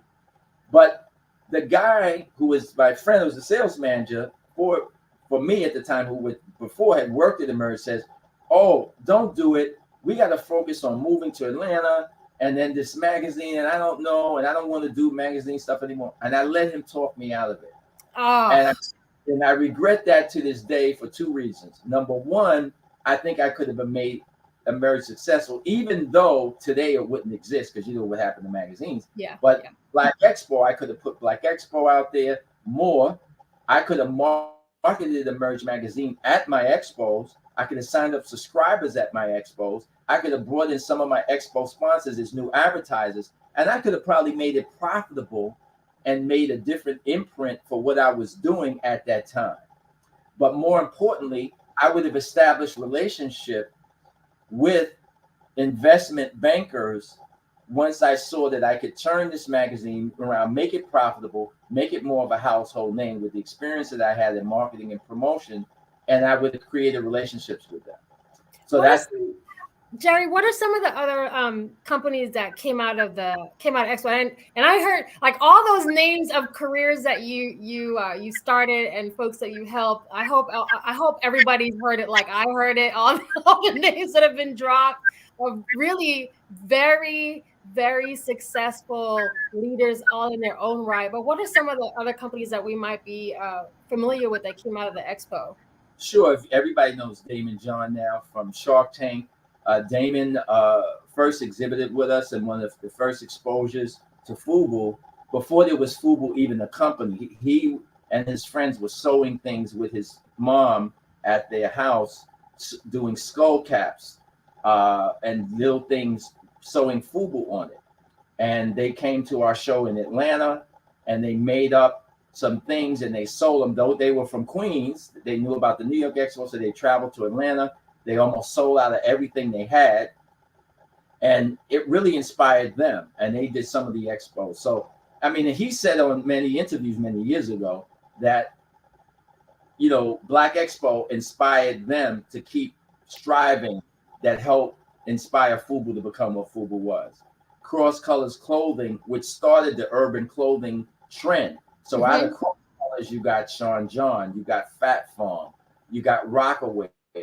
Cross Colors started with us, and then the whole urban clothing trend, which doesn't exist anymore, came out of being inspired by what Cross Colors was doing at Black Expo. Then Cross Colors underwrote another company called give me a second. I just had his name, Carl Kanai.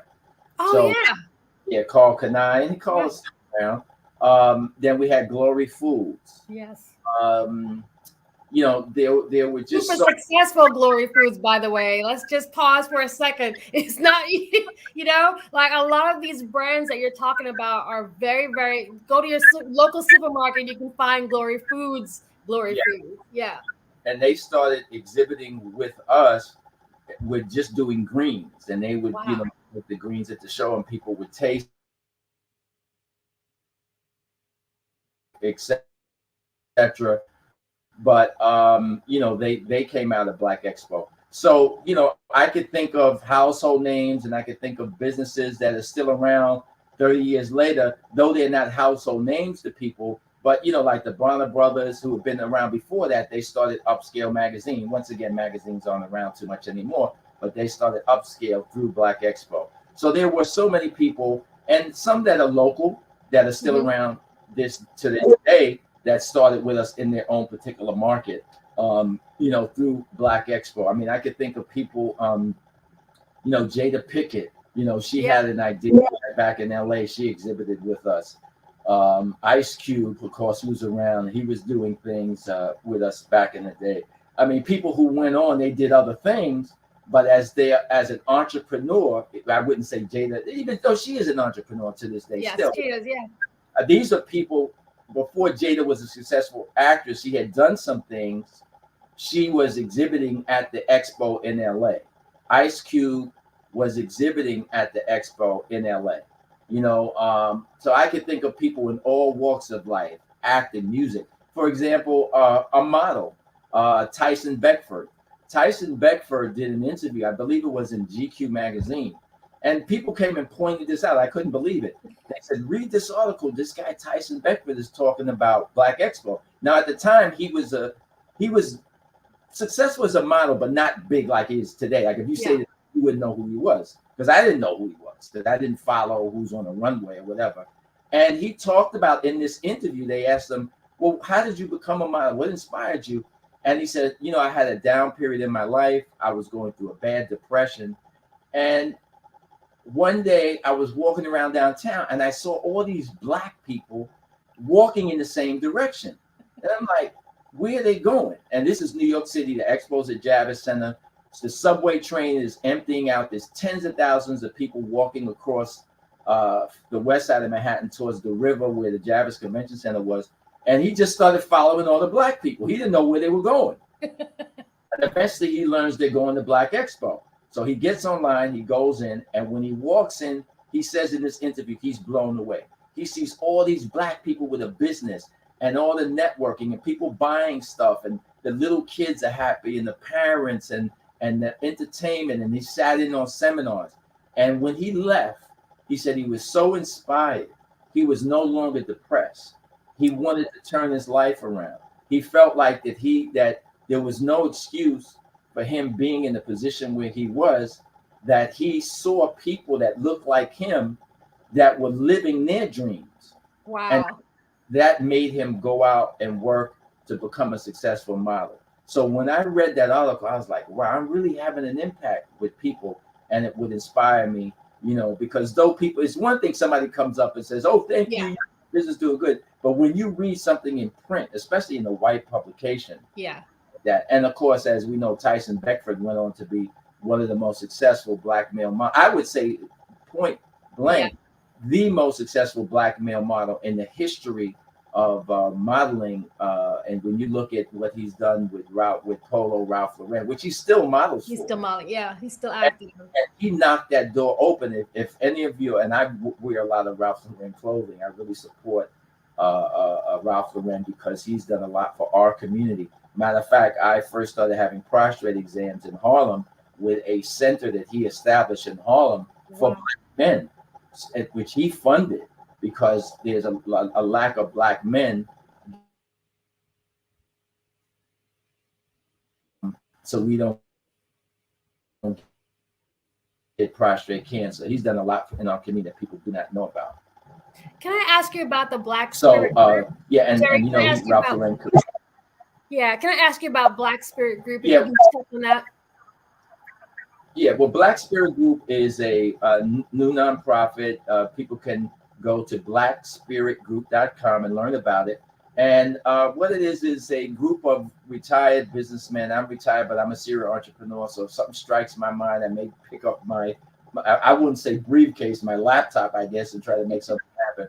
But number one, we want to mentor young entrepreneurs with the limited time that we have. I don't mean just on this earth, but the hours that we may have in a month to give advice, maybe try to show them the pitfalls of things that we did, that they don't repeat those mistakes so that they could be successful, and use the things that are available to them today that we didn't have, as I said before, 20 or 30 years ago. So that's one of the things that Black Spirit Group is about. But more importantly, unfortunately, for this time in our history as Black people and as Black business people, there are more opportunities, but we're under assault.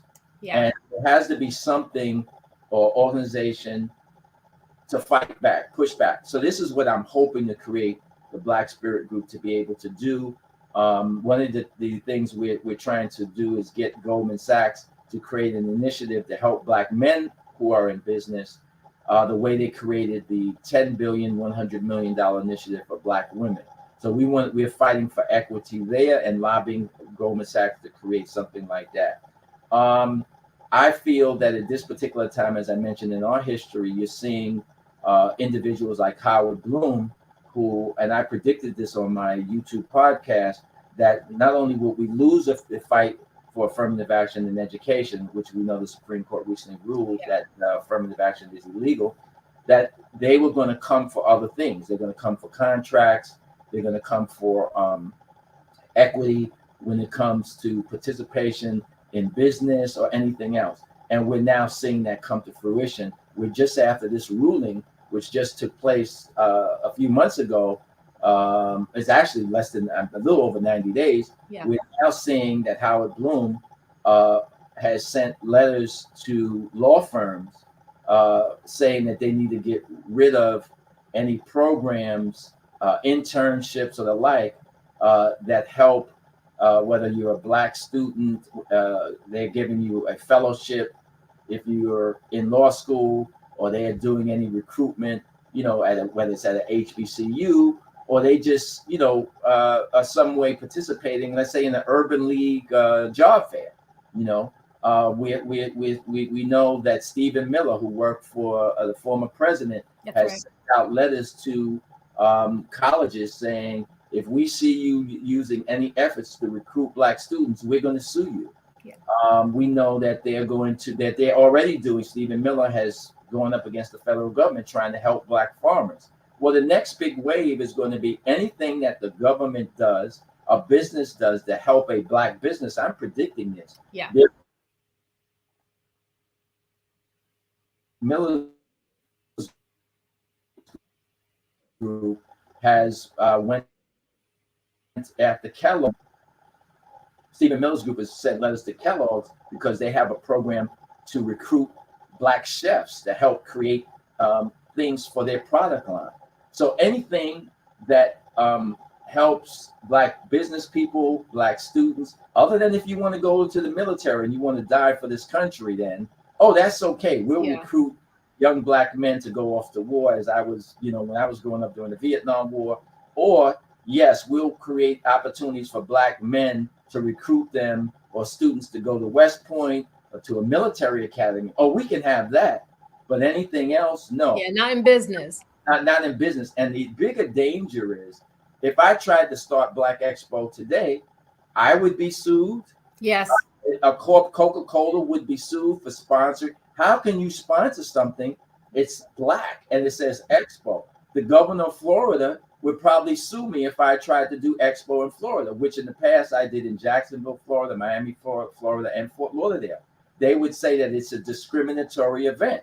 They would write letters to the company, the corporations that are participating, and threaten them, as he did when the American Hockey League was having a trade show, and they were setting up saying, we want to recruit Blacks to be more involved in hockey, to watch it. We're trying to hire Black people to do marketing. The teams need to have Black people working in their front offices. Well, the governor of the state of Florida wrote them letters and said, if you bring this to the state of Florida, when you have your All-Star game, that we may file a lawsuit against you. That's discriminatory. Yeah. So this is where the country is going. And I'm hoping that Black Spirit, once I can raise some money and do something, we can be an arm to push back and fight against those things. Because unfortunately, I'm just going to speak frankly here. Yeah.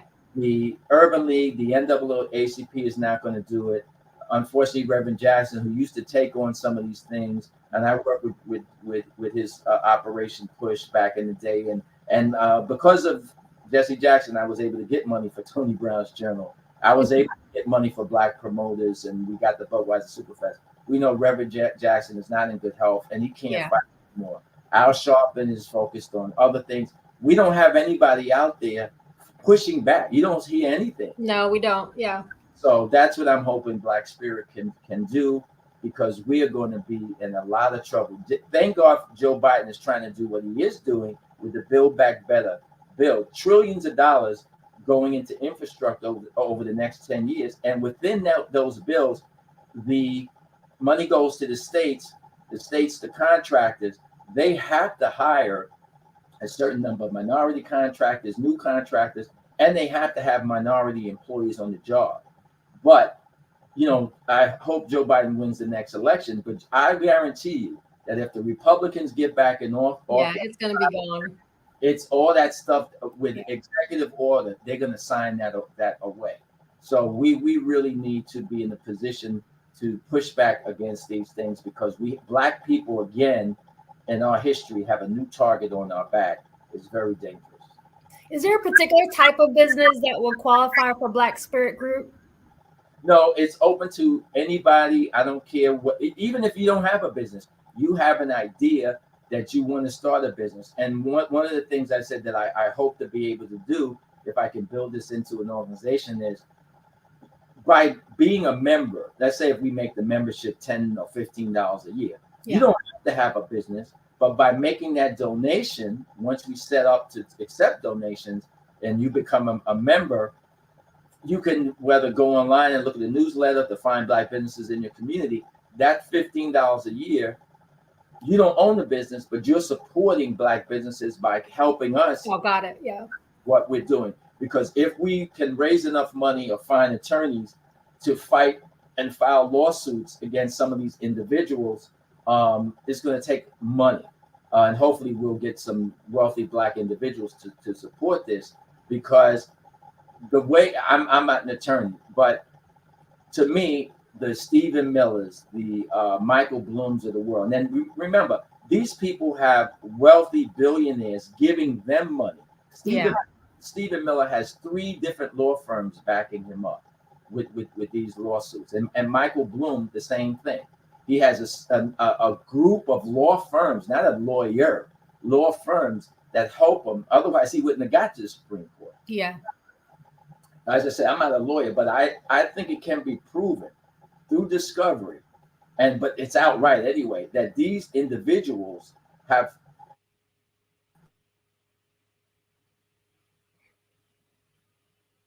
on the back of one group of people. That's us as Black people. The same way they're picking out Asians, and the same way that they are selecting Asians as a model to use against us, we know that they are specifically choosing us based on our race. So that in itself is discrimination. How can you pick a group of people and say, I'm going to tear apart, whether you say it's an advantage or not, everything against them? You're coming after a specific group of people based on color, not a class, not a gender, not a religious group. You're attacking us based on our color. And I think all Black people are defendants and should benefit from any damages that we get, because whether it's in education, business, job opportunities, we are being hurt. Your children, future generations are being hurt because you're singling out a group of people based on their color to impede the bad behavior. Right. So in other words, I hate to cut in, but we're definitely going to have to bring you back, because like I said, I feel like this has been such an honor, first of all, just to get your perspective on your journey, your history. There are a lot of us who have been impacted one way or the other. As I was thinking about Black Expo, I was one of those people in Philly back in the day who, yeah. So for me, it just came to me like, wow, this is actually that Jerry. So I'm so honored, and we're so grateful for everything that you've done for our communities.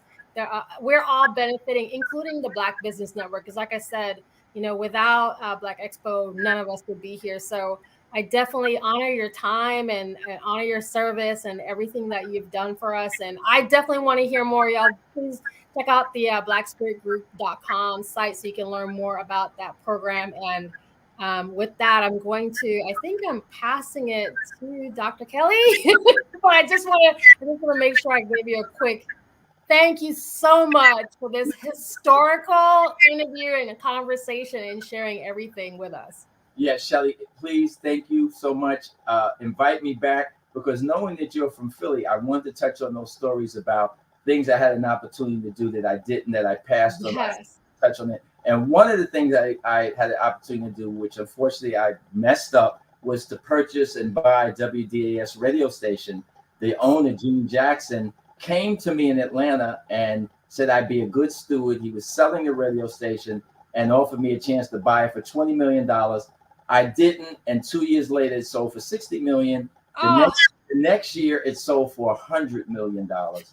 So you talk about being upset, but that's a whole nother story. I had an opportunity to build a hotel in Miami Beach because the city gave me the property to build the hotel, and that's a whole nother story. But anyway, I would love to share those stories, because absolutely need to hear missed opportunity. I could write a whole chapter in the book about missed opportunities.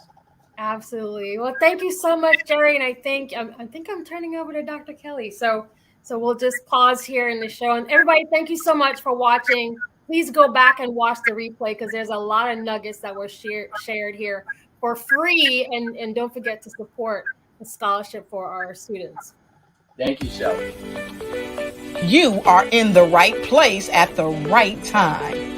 The Black Business Network opens again for its Black Business Olympics, a 24/7 broadcast on business, strategies, global branding, social media marketing, finance, advertisement, and much, much more. Featuring the top, most powerful entrepreneurs and speakers and thought leaders from all around the world as they gather together for this phenomenal event. Join the Black Business Network streaming live into the metaverse, STEM City USA, Black Multiverse, Pod TV, Roku, Hulu, iHeartRadio, Apple TV, YouTube, TikTok, Instagram, Google Podcasts, Facebook, LinkedIn, IBM TV, Spotify, and Twitch. Tune in today and be a part of this amazing movement. The Black Business Olympics welcomes you.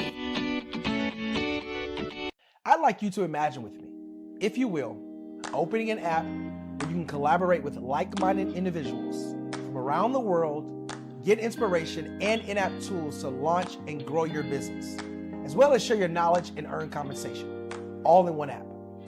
Well, the name of that app is Truso, short for Truly Social. Hi, I'm Matthew Newman, the founder and CEO of Truso. A new concept in social media, Truso is designed from the ground up to be a platform that's both social and empowering for all its users. How exactly do we do that? I'm glad you asked. First, Truso brings the world together via video.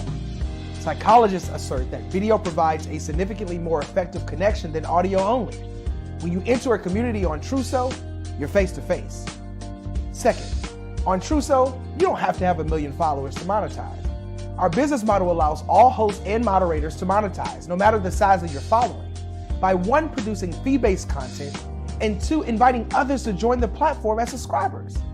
Even more, Truso has an in-app resource library with over 100 free resources, forms, and documents to help you build your brand and grow your business. Third, Truso is inclusive. The deaf and hard of hearing communities make up 360 million people worldwide.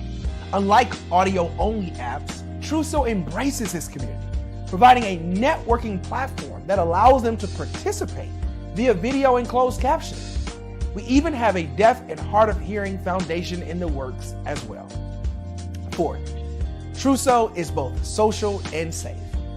We refer to Truso as a virtual extension of the beauty shop, barbershop, and brainchild of the community. A place where there's laughter, along with wisdom, growth-oriented conversation, and genuine connections in a safe space. Truso even has proprietary security to ensure we maintain a safe environment for everyone. Where are we at now? Truso is live, y'all. We've launched in beta and we're acquiring users daily.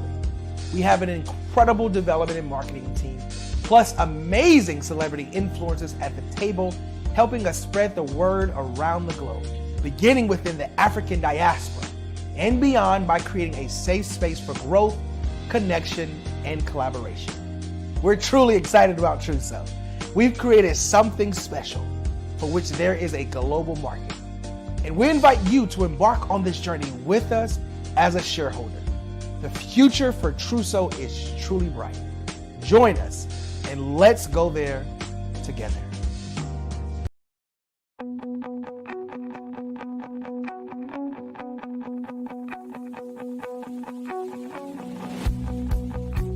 I am Black Business. From the moment I wake until the time I sleep. Yes, I am Black Business. I am Black Business. Tell me, are you Black Business? I am Black Business. Do you support Black businesses? Listen, I support Black business because I am Black Business. Black Business Expo, one of the largest business showcases in the history of Black business in the world.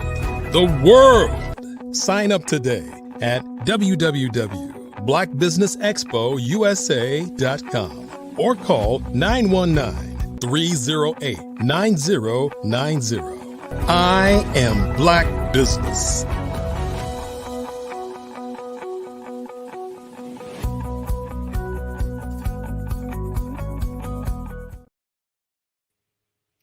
Good morning. Welcome back. All right. So this is Shelly Jeffcoat. I'm also known as Mrs. Pie. I'm CEO of LCM Group. I am your business moderator for this morning on the Black Business Network. The Black Business Network is a 24-hour business network showcasing Black businesses, Black business owners, entrepreneurs, and thought leaders worldwide. We have speakers from here in the United States, cities all across the US, London, Singapore, Africa, and Japan.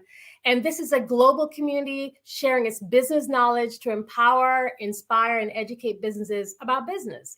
Today, we're actually trying to raise money for scholarships. So please make sure that you visit our website so that you can participate in that way as well. And I am really excited to have this conversation. Our next guest is Jackson Crisp. He is from the NFL with the New York Jets. We're going to be talking about providing high-level project management services to elite companies. Jackson's journey has been both diverse and inspiring, and we love that. He's dedicated to impactful causes like Unsilenced Voices and the NFL alumni. Jackson merges experience with empathy in providing high-impact talks. I'm really excited. Today he's going to be sharing his insights on influential speaking. So please help me welcome Jackson Crisp. Hey, Shelly, thank you. How are you? Very good. Very good. Thanks for having me on again. Oh, yeah, I'm so excited. This conversation I think this is one of those, again, conversations. Please, we've got parents watching, make sure you have your kids come back and catch some of this replay, because this is going to help not just business owners, but also a lot of teen entrepreneurs and younger individuals who are trying to come into business. But I definitely want to get some thoughts and ideas, and I have a lot of questions for you. So the first thing I wanted to do is I wanted to understand what you're defining as influential speaking, and how do you describe that speaking style? Like, what would that be for you? For me, it's connected, passionate, and direct with a purpose. Ooh. Right? And so those are all some pretty big words, but that's in terms of generally, that's it. And you have different types of audiences, you have different topics, you have different agendas in terms of who you're speaking with or for. And the one thing that's a common thread through all that's your passion, right? So that's what emotional and passionate connecting with your audience, and you won't go wrong. So over deliver on the passion and connecting with that audience, and everything else will sort of work itself out. So this is really key. You know, so a lot of times I meet, especially entrepreneurs, and they're really passionate, or you know, they've stepped into like the purpose of what they want to do, right? And there's a lot of passion behind it. But in practical methods, you still have to be able to communicate your vision and connect. To your point, you have to connect with your audience, and also connecting with your clients. Quite frankly, some folks have to learn how to connect with investors, right? So you can get the business up and running. So I was thinking about influential speaking and how you frame that out. So again, it's not just business, but when you're thinking about coaching people on influential speaking, do you find that you have to define, like, you know, when and where you use it, and what are some of the conversations that you have with your clients around that? Yeah, so there's what I'm going to forget this right now, but cause, there are different types of speaking. You're motivating, right? Or you're teaching, or you're speaking for a cause, right? So each types of those, whatever your agenda is in terms of what you're speaking on, are going to require different types of things in terms of or different types of incorporations into your speech, and calls to action in terms of what you want your audience to do or feel after that speech. Every time you talk, there should be a reason or a purpose behind that, a call to action. Now, that doesn't mean buy my program, but there should have been a purpose behind what you go out and support such and such, or do this, or so. Every time you speak, I would say that you want to sort of work towards that call to action. And so, if I was working with a client, I would talk to them about: are you trying to motivate? Are you trying to teach? Or are you speaking on a cause? Are some of your main speaking points. So yeah, and each one of those are different in terms of your approach and your call to action again. And what was I going to say? Let's see, hold on. Speaking, Oh, it's all right, because I got 500 questions for you. But each one of them has stories, right? You're integrating your own story as you're talking through some of these, and I could talk more about that a little bit later. Yeah. So I want to hit on that point, and like kind of pull that thread a little bit more on storytelling. And so as we're thinking about being speakers and how do we share those stories, and again connecting back to the audience, and you mentioned those 3 C's. I wanted to find out from you, as you're coaching different leaders, and you're coaching different clients, how do you talk them through presenting a compelling story, as a part of influential speaking? Like, how, what are some of the things that you help individuals with in that particular area? Because I think that's something that we kind of all maybe struggle with a little bit. And to your point, shifting away from just the cold marketing and sales technique into actually speaking in a way that you're influencing a change, or you're influencing ideas, or things like that. So I'd love to get your take on that. And then the other thing that I'd love to hear more about is more about the unsilenced voices that cause that you're supporting, and see if we can get some more information from you on that as well. Okay, can you what was the last part of that? The last part is, I want to know more about unsilenced voices. Yeah, if we could just touch on that. And then before that is the question about storytelling, and how do you pull that in? Because you're so right. Like, a lot of us are either going cold selling, or we're just marketing, but it's not clear about what do you intend to get out of the conversation. Well, remember, and I like to bring up Maya Angelou a lot. And I say her saying, I sort of cut it shorter sometimes, but it's how you make people feel. Yeah. Right. And that's what storytelling does. We're all not we all experience the same things and all that. And so when you strike into nerves, where someone's feeling something, and you can explain it and bring it into their emotional, get them into an emotional state and start talking about it, that's where you really start connecting. So storytelling is that, right? And then what you want to do is you want to have a point or bring about what you're trying to portray to your audience or educate them on within that story, right? And it's going to stick a lot harder, and the audience will remember that a lot more. So, and that's basically what speaking is that. As we move into this interview more, I'll talk about some more structural type of things in terms of what a beginning speaker can do or what speakers do to sort of do that. But as far as my passion, Unsilenced Voices, Michelle Jewsbury is the founder of that and president. We met at a speaking event, right? And she told me about her mission. This was several years ago, on how they're trying to, their mission is to eradicate domestic violence and human trafficking, right? Two huge causes. And as I got more into it, I was like, how could I not help with that? How can I help you? Right. And so I came on as a board of directors for her. She did a lot of work over in Africa, and she was starting stuff here in the United States, in terms of getting her program started domestically. And so I got together with, some of the folks in the NFL alumni, and we helped kick her off here in the States.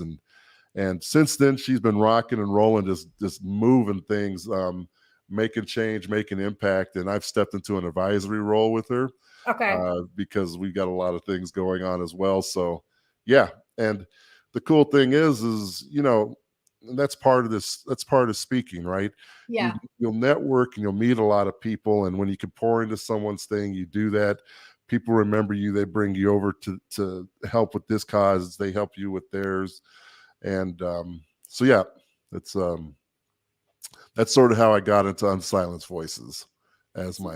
Thank you for sharing that. And I think it's important because, when we talk about passion and purpose, and part of the reason that I ask these questions is because there are a lot of individuals who are going to be watching this who are coming from that same place. They have a passion and purpose. And so while we have your expertise, we're going to find out from you, how do you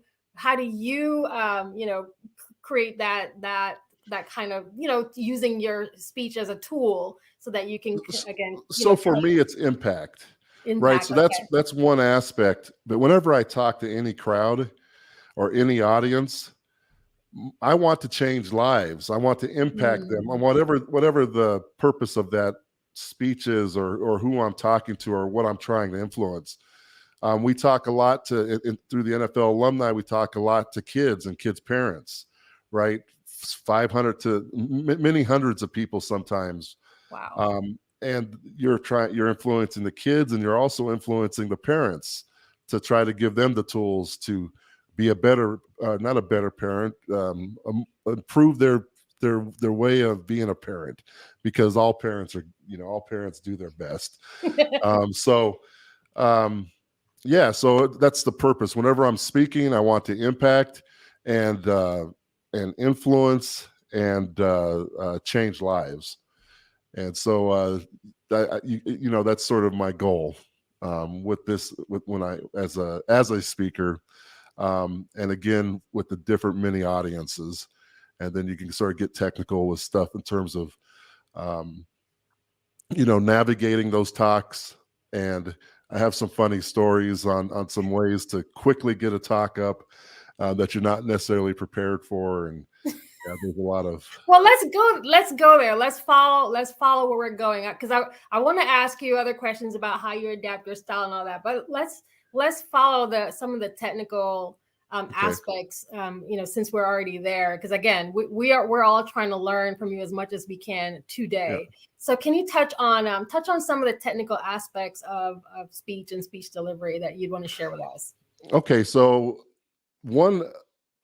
here's a fun one, and I'll give you an example. So It was Super Bowl weekend. I'm driving down to LA. This is when the Super Bowl was in LA. And my president of the foundation, Marlon, says, "Hey, can you go and speak to this group that, because I can't make it, I'm not going to make it to LA." And that was pretty much what I had to go on, so I said, yeah, absolutely. So get to LA, I go to this facility, and the whole time, right as I arrive, I'm trying to understand who my audience is, what I'm speaking on, what their objectives are.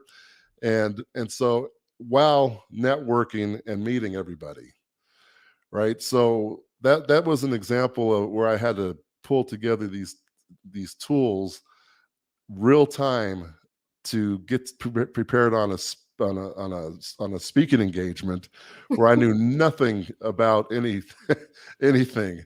And so that's what I did. I went there and I'm assessing, I'm meeting everybody, who's the host, what's the topic about, what's my audience like, what's the audience, dynamic. Are they entrepreneurs? Are they business owners? Are they, so I'm doing all that assessment live while meeting everybody. And then in my head, I'm pulling together. So here's a huge hint for the audience, or a tip is, I call them story chunks, right? So in my mind, I might have 20 or 30 stories of my past that are about 7-minute stories that you can wrap a purpose around, have these cool stories sort of stuck in your head. So if I pull out 1, 2, 3 of these things, I have a 21-minute talk, right? Wow. And now I just I sort of curb it to this audience in terms of what I'm trying to get from that story. So that's what I did. So I'm just going, okay, here's this, and I'll pull this story, and then here's my points to the story to inspire the audience. And my call to action is, if you want to get in touch with the NFL alumni to work with us, here's how you do that, right? After sort of bringing in these stories. So that's a live example of the power of story chunks. What it allows you to do is, if you have a 7-minute spot, you can just pull a story. Yeah. You have, you're running long, you can pull more stories to fill in an hour, right? To 2 hours. And you just sort of have these things structured in your head, and you just sort of roll through these stories and put them together in terms of fitting what you're talking to about with your audience. And so, that's, and then you can adjust those stories. So a lot of my a lot of stories are around sports, challenges with businesses and startups and systems and process when things don't go right, how to, I have all these stories. And then you relate it to your audience. Right. So if I'm talking to an audience that's not sports people, everyone understands aspects of these intense things that happen. So I just relate it back to a business owner or a CEO, or these challenges that they have in terms of a story that I might be talking about with football or something like that. That's amazing. I think I'm going to be stealing, borrowing, and leveraging the story chunks idea. And I think, another thing I was thinking that also helps with nerves for folks, maybe because there are a lot of folks who are, they will not step out on the adventure of speaking in public, or they'll just make an excuse. I can't speak in public. But your idea or your strategy of using story chunks is perfect for that. Don't you think? That's absolutely the purpose, because the more you do these things, the more you can embellish, right? So you'll start learning these stories, and you can twist them and grab different parts of them as you get more comfortable with them. Yeah. It just makes you more confident, because you always know you have this bag. Yeah. Right. And so you win a surprise, because something will happen when you're speaking. That's another rule. What, how, and when. So far, this is going good, right? If it's technical, you just don't running long. Something's going to happen. And when you have this bag that you've been crafting and honing in on and getting better with, it's just when it happens, you can quickly adjust, like that drive down, right? Yeah. Like, well, I didn't freak out about who is, I was just like, because this bag was there. So it just sort of makes you confident.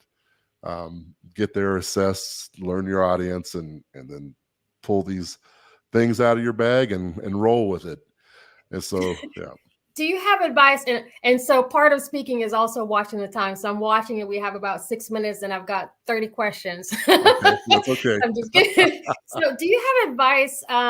So again, so the one of the best things, if there's a good thing that came out of the last few years, is that we've all gotten used to being on Zoom or StreamYard or being visual and interviewing in this particular way. Do you have advice when folks are doing it in this format where you're speaking on video versus when you're in person? Is there any tips that you could share? Yeah, I actually like live audiences a lot better. Yeah. But I also like this format where it's an interview, because I need stimulus, right? Yes. There's some people that can, and one of the big secrets is, because right now I'm trying to talk to my audience here, right? Yeah. And I'm talking to you on my screen here, right? So you want to bring in your audience as well as talk to the interviewer, but then when there's a point where you're talking to the audience, and something that helps with the camera things, I still get used to this, is smile. Yes. At the camera, right? Yeah.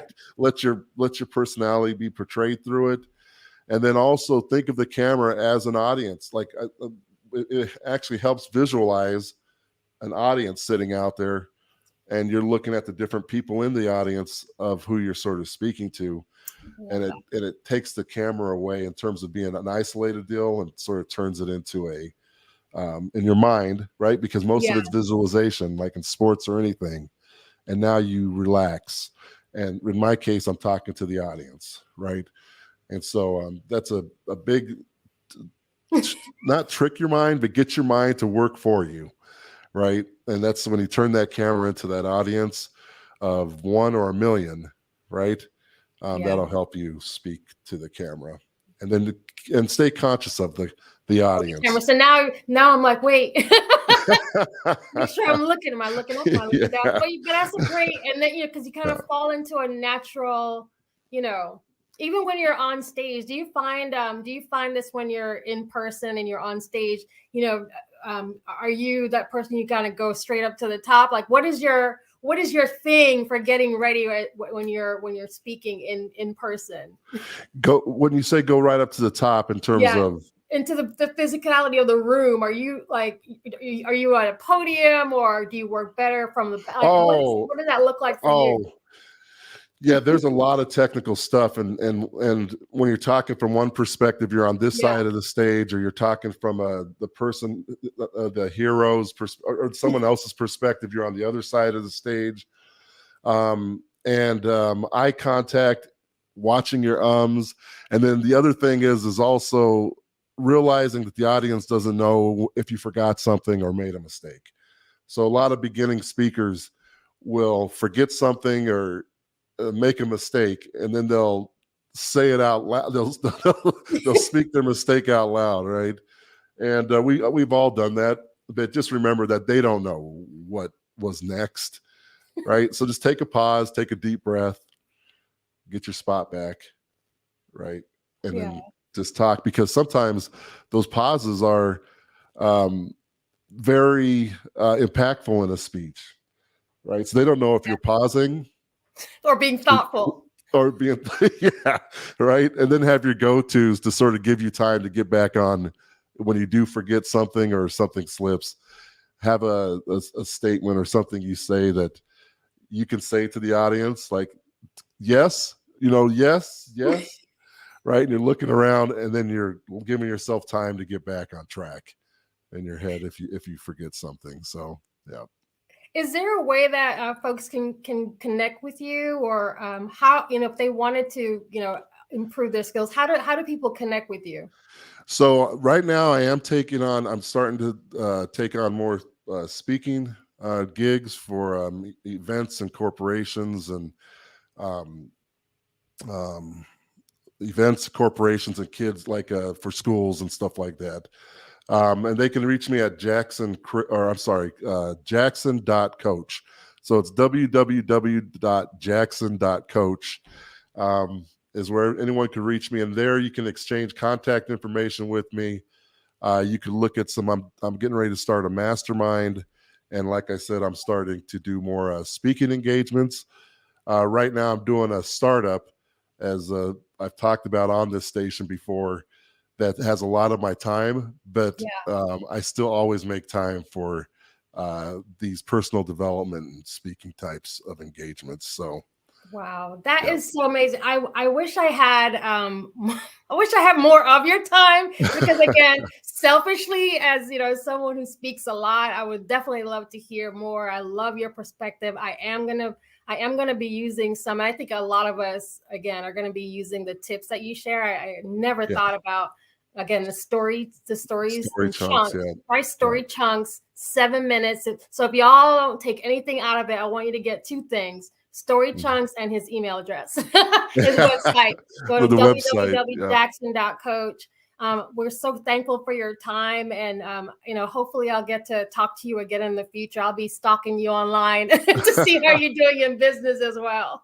Well, it was very fun. It was a very fun interview. Thank you very much. Thank you. Very good meeting you.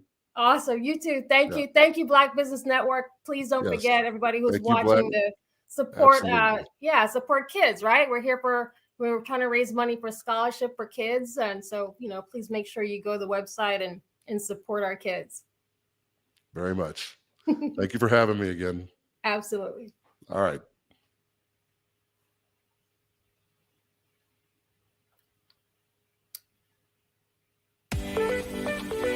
You are in the right place at the right time. The Black Business Network opens again for its Black Business Olympics, a 24/7 broadcast on business, strategies, global branding, social media marketing, finance, advertisement, and much, much more. Featuring the top, most powerful entrepreneurs and speakers and thought leaders from all around the world as they gather together for this phenomenal event. Join the Black Business Network streaming live into the metaverse, STEM City USA, Black Multiverse, Pod TV, Roku, Hulu, iHeartRadio, Apple TV, YouTube, TikTok, Instagram, Google Podcasts, Facebook, LinkedIn, IBM TV, Spotify, and Twitch. Tune in today and be a part of this amazing movement. The Black Business Olympics welcomes you.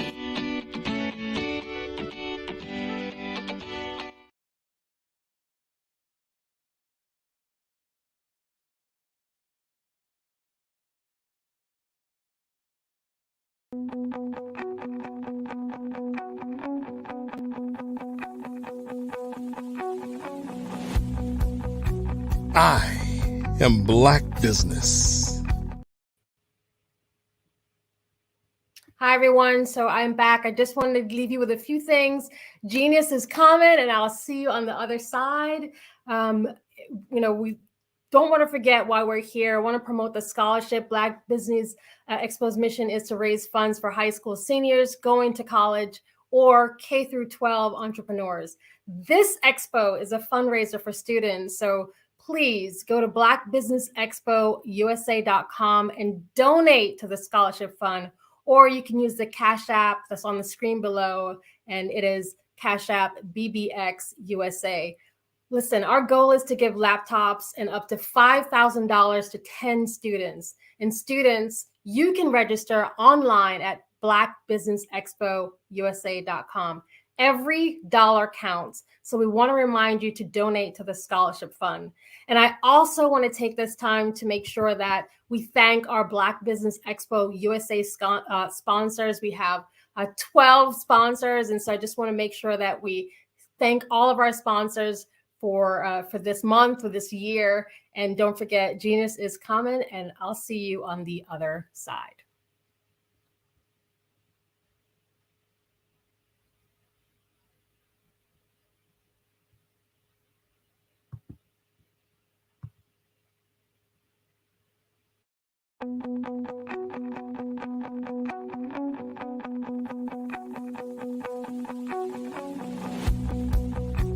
I am Black business.